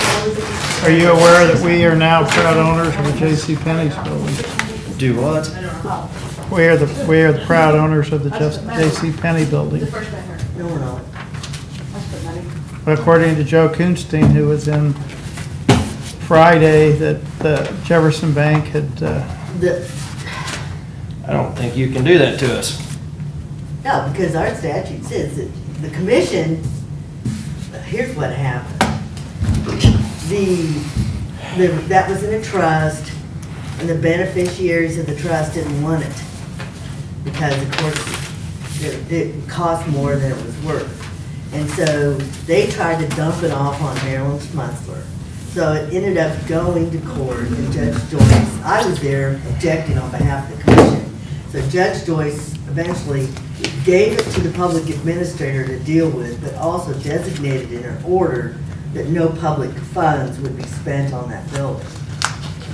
So if Joe's wanting county money for that. now he had come in and he said, I guess Jefferson Bank had a second on it, and they have written it off. Okay. So, he was saying it's ours. I don't know. It's his, it's not yours. I mean, it was, Judge Joyce gave it to his office to whatever, Okay. but it's not Cole County property.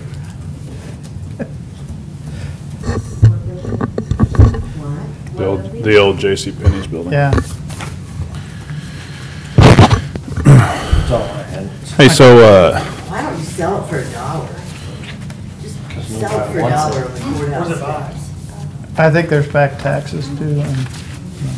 I'll sell it for the back taxes. Yeah. Sam said, showed me something about this Campo article in the paper where some Campo funds for grants, and the county's gonna pay $12,910. Where does those funds come from? That's what we pay every year. Is that just our dues?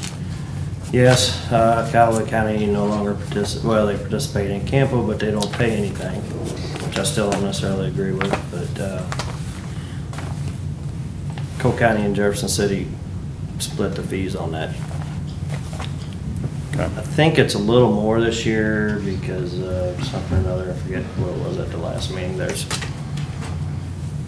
So when it says that Cole County's paying, it's just coming out of the dues collected from Campo funds or out of Campo's pot, or? That's our portion of the pot that we gotta pay for the matching. What Campo pays for the administration and stuff of it, basically city staff to administer all that stuff. So does our amount change every year, or is it the same? I know it changed this year, but I don't remember if it changed last year. I have to ask Debbie. Or do you remember, Kristen? I'm not sure it changes every year. I think it was something like the 911, because we just got that too. Yeah, I got that. 911 center, where it changes depending upon calls, but it changes depending upon administration of certain grants and stuff. Well, it changed the year that Callaway dropped out too. Right, because they weren't gonna pay They anything. redivided it among the people.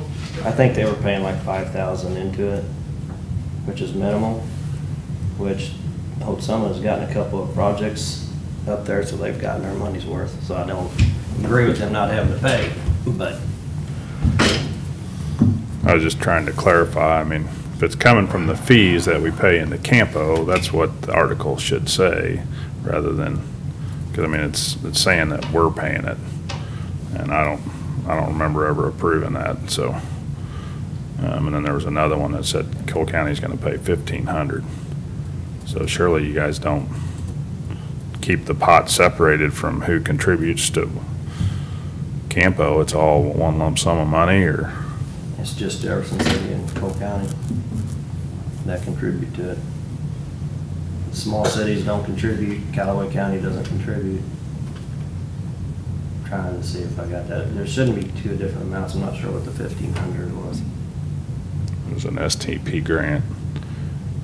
It was in today's paper. I was just curious.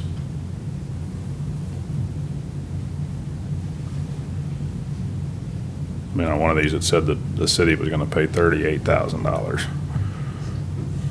of the match.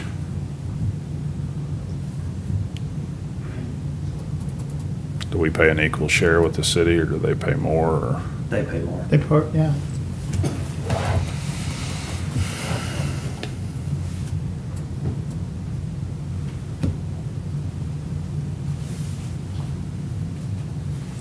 I just know with the RPC, everybody pays their dues, and then they kind of prorate it. I mean, obviously, I think there's some things that we have to pay extra on, but. Yeah, I don't know what the 1,500 is. What they're referring to on it exactly.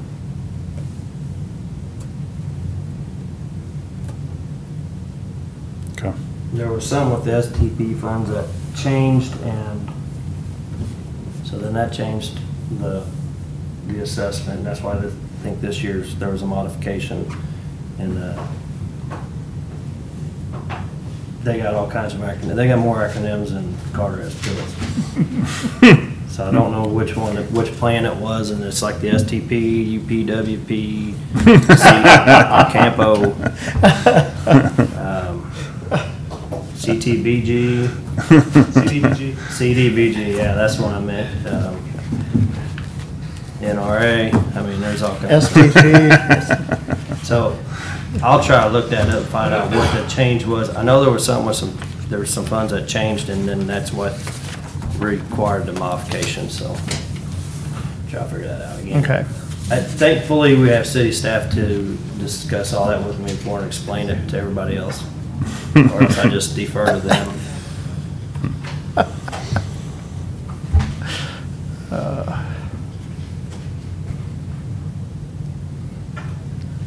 Anything else? I got something real fast. You have a transfer up there for parks. So I guess Road and Bridge did some improvements, and now they're wanting parks to pay back time for their people for the improvements. Okay. They want to move it from capital improvement to reimbursement of personal service. In my opinion, it should stay in capital improvements. I mean, we would have paid for those improvements, whether we paid Road and Bridge or we paid another company.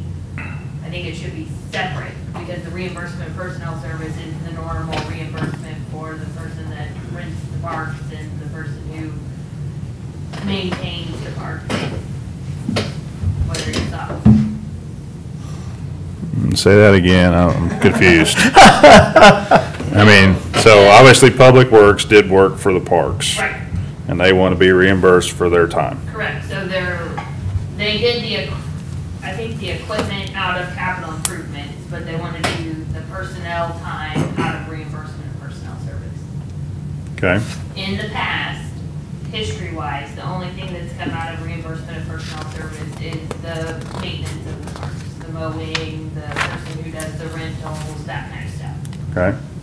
So in my opinion, if they're doing work to improve the parks, it should come out of capital improvement. It should stay in that capital improvement line, because we would have paid that labor cost, whether it was Road and Bridge doing the work or it was someone else doing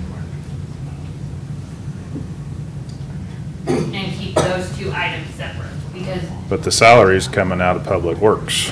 Correct. But they're actually doing work for another department. Correct. So how do they, I mean, so There's you're not still- saying to reimburse it? I'm saying reimburse it, but pay those improvement costs out of capital improvement and not out of reimbursement of personnel service. Okay, so you want to just take capital improvement and put back in their salaries? For the improvement costs, yes. Okay, you just want to do it out of a different, Account. yeah. They want to move it around, I don't want to. To make it simple. I mean, I'm fine with that. I mean, I don't think they're gonna care, are they? I mean, Well, to me, that ruins the history. So in history, this is what we've paid out of reimbursement of personnel service. If I now take all those improvement costs salary-wise and move it into there, this year is gonna look totally overinflated compared to the history because I'm paying for improvements that are a one-time improvement. okay. And to me, it's a capital improvement. It was to do all of the sidewalks and grading and. Here, Thank here, you. come here. At Brooks Park. Because seriously, come join us. Here you go, take two of them. See, We'll make y'all throw it. so reimbursement of personnel services is mainly for like maintenance? Yeah, so it's paying the person to mow the grass or for Teresa to do the rental of the pavilion or, you Empty know, trash, the normal everyday cost of the parks, not for putting in a sidewalk or, preparing the ground for the new playground equipment or that kind of cost. It's not in the past been used for that. I mean, I'm fine with it coming out of capital. I think they'll be fine with it coming out of capital. They just want their money back. Yeah. No, I just wanted to keep that cost separate, because in the long run, that cost should be included in the playground equipment, because that was the cost of installing and preparing and upgrading the park. Right? It's fine. You guys good? Mm-hmm. Sure. So do you want to change it on this? I just don't think that we need that transfer, Okay, and I'll call Road Bridge and talk to them about it. okay. Okay. Okay, I found it. We got an administrative modification to the fiscal year 2018 UP, which is a Unified Planning Work Program, to accommodate rollover of unspent surface transportation program, STP, funds from 2017. So we had a carryover. Basically, it increased our UPWP budget by $30,000 total, and the match, local match will be $6,000, which Jefferson City's is $4,500, and ours is $1,500, which is going to increase our rate this year from $18,910 to the $20,410. Is that the numbers that you kind of saw? Well, there was one cost of 12 and another cost of 12,910 and another cost of 1,500. So I just, yeah. It raised it 1,500, increased the county local match 1,500. So it went from 18,910 to 20,410 is what it should be.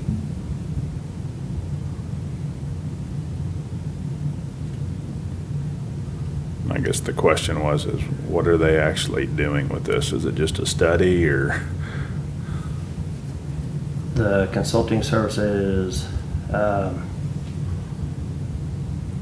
shoot, which one was that one too? Because they've done the signs, they've done,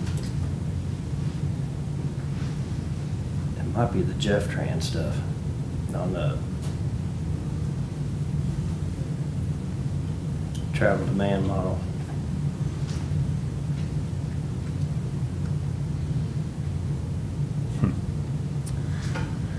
Yeah, it's just odd that, so they're working on trying to increase ridership or something? Well, Or something there. they're studying it, and you have to have this stuff. Campo requires all kinds of things. Federal.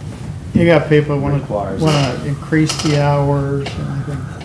There's all kinds of stuff there. Well, I just think that's interesting because at our, the RPC was studying a global transportation plan for the whole region, and they hired another consultant to study some of that, and they're not getting anywhere. But the kind of the results is they spend a whole lot of money and they make nothing.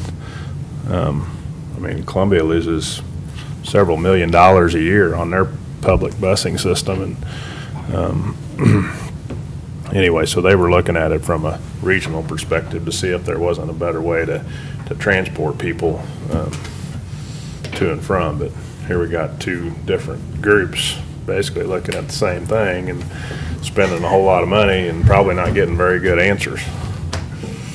Public transportation is not one of my favorite things. So I kind of bite my tongue during a lot of these, but they're looking at weekend ridership, possibly evening ridership, ridership from local communities like other communities that are in Campo, which would include Holt Summit, Lake Mikey, Taos-Wardsville, not Centertown, St. Martin's. So, I mean, they're looking at all that. I know, I guess at some of the forums and stuff they've had, they said, well, do it on the weekend so people can have a ride home after the bars close, and That's what we got Uber for. If you can afford to go to the bar, surely you can afford a cab ride, or don't go. I figured they'd be at least paying for the ride home. Well, you would think. I just wouldn't want to have to clean up that bus. You know, at what point does reliable transportation include somebody else paying for your ride? I mean, you know, if people were really needing a ride, you would think they would buy a bicycle and pedal. And I don't see that. With all these hills around here. Hey, you'd be in great shape. Your health insurance would go down. Yeah. You think they pay health insurance? If there's. Maybe that's what we ought to That's do not at the the one I'm county. worried about. Yeah, We should provide bicycles for our employees. You go to to Rhode ride with. Island, that state's so small, their public transportation covers the whole state. Seriously. But I mean, there are people that utilize it though, just so they don't have to worry about finding parking. They get dropped off right at the front of, I'll just use the Truman Building. If it's state worker, they get dropped off right in front of the building. They don't have to worry about parking farther away than they probably live. And so, I mean, there's different people that utilize it. But that's part of it, and I don't disagree with you if you got RPC doing it, and RPC sits in these meetings. So, Okay. that's where some of it is. I'll try to remind you on the next meeting, is they're not very interesting. I was just curious, Sam brought it up, and I was just, you know, I mean, if it's coming But I just saw it in the from our paper. fees You know, and stuff. if it's in the News Tribune, by golly, it's. Well, that's more money from right. us, so I'm sure. I never think y'all want some kind of report on that, so I probably should have brought it up, said, hey, we're gonna get a bigger bill, and I saw we just got our 911 bill too. Is that more than previous, or Yes. a lot, or just along the same More line? than 3%. So they just sent a bill with the increase? They send what their budget approved was and asked for us to cover 25%. So they increased their budget and want us to cover 25% of it? Boy, that's a great deal. That's what our contract says. What the last negotiated Yeah. contract was. That we cover 25% of their budget. Yeah. You know it's never gonna go down, so. Well, right, but what if their budget goes through the roof? I mean, it's probably not a very good deal. Did you get that email? From- It says you're on there, from Sheila Perry. Yeah. Yeah. No, I was asking Chris. Not talking to you, I'm just. I know, we don't matter. From Sheila Perry, you said? Mm-hmm. Oh my God. Are you gonna go there? We don't matter. All lives matter. Shut up. Eat Make your that- Snickers. Huh? Eat your Snickers. So we just got you out of your cast, and then we got two other people camping around. That's bad. Nobody else can do break anything or do anything the rest of the year. It's got it broken down in the 2018 adopted budget, but it doesn't have what the previous years were, so I don't know where the increase is at on it. I haven't compared to see where the individual I hadn't even looked either to see what it increased, so. It was like 183,000 with the half of the law enforcement and EMS, and it's going to 188.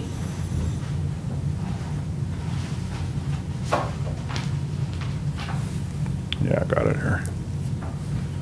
That was on top of the other capital that we spent the last couple of years. Mhm.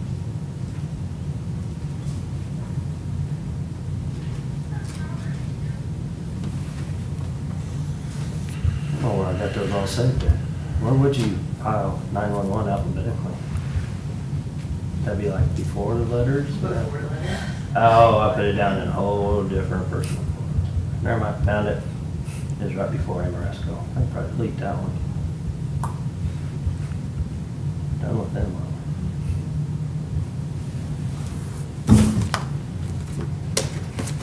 There you go, you got 2 pictures.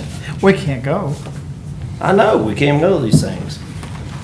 If 2 of us go, we'll have to put it on the agenda. This is an exception for social. Really?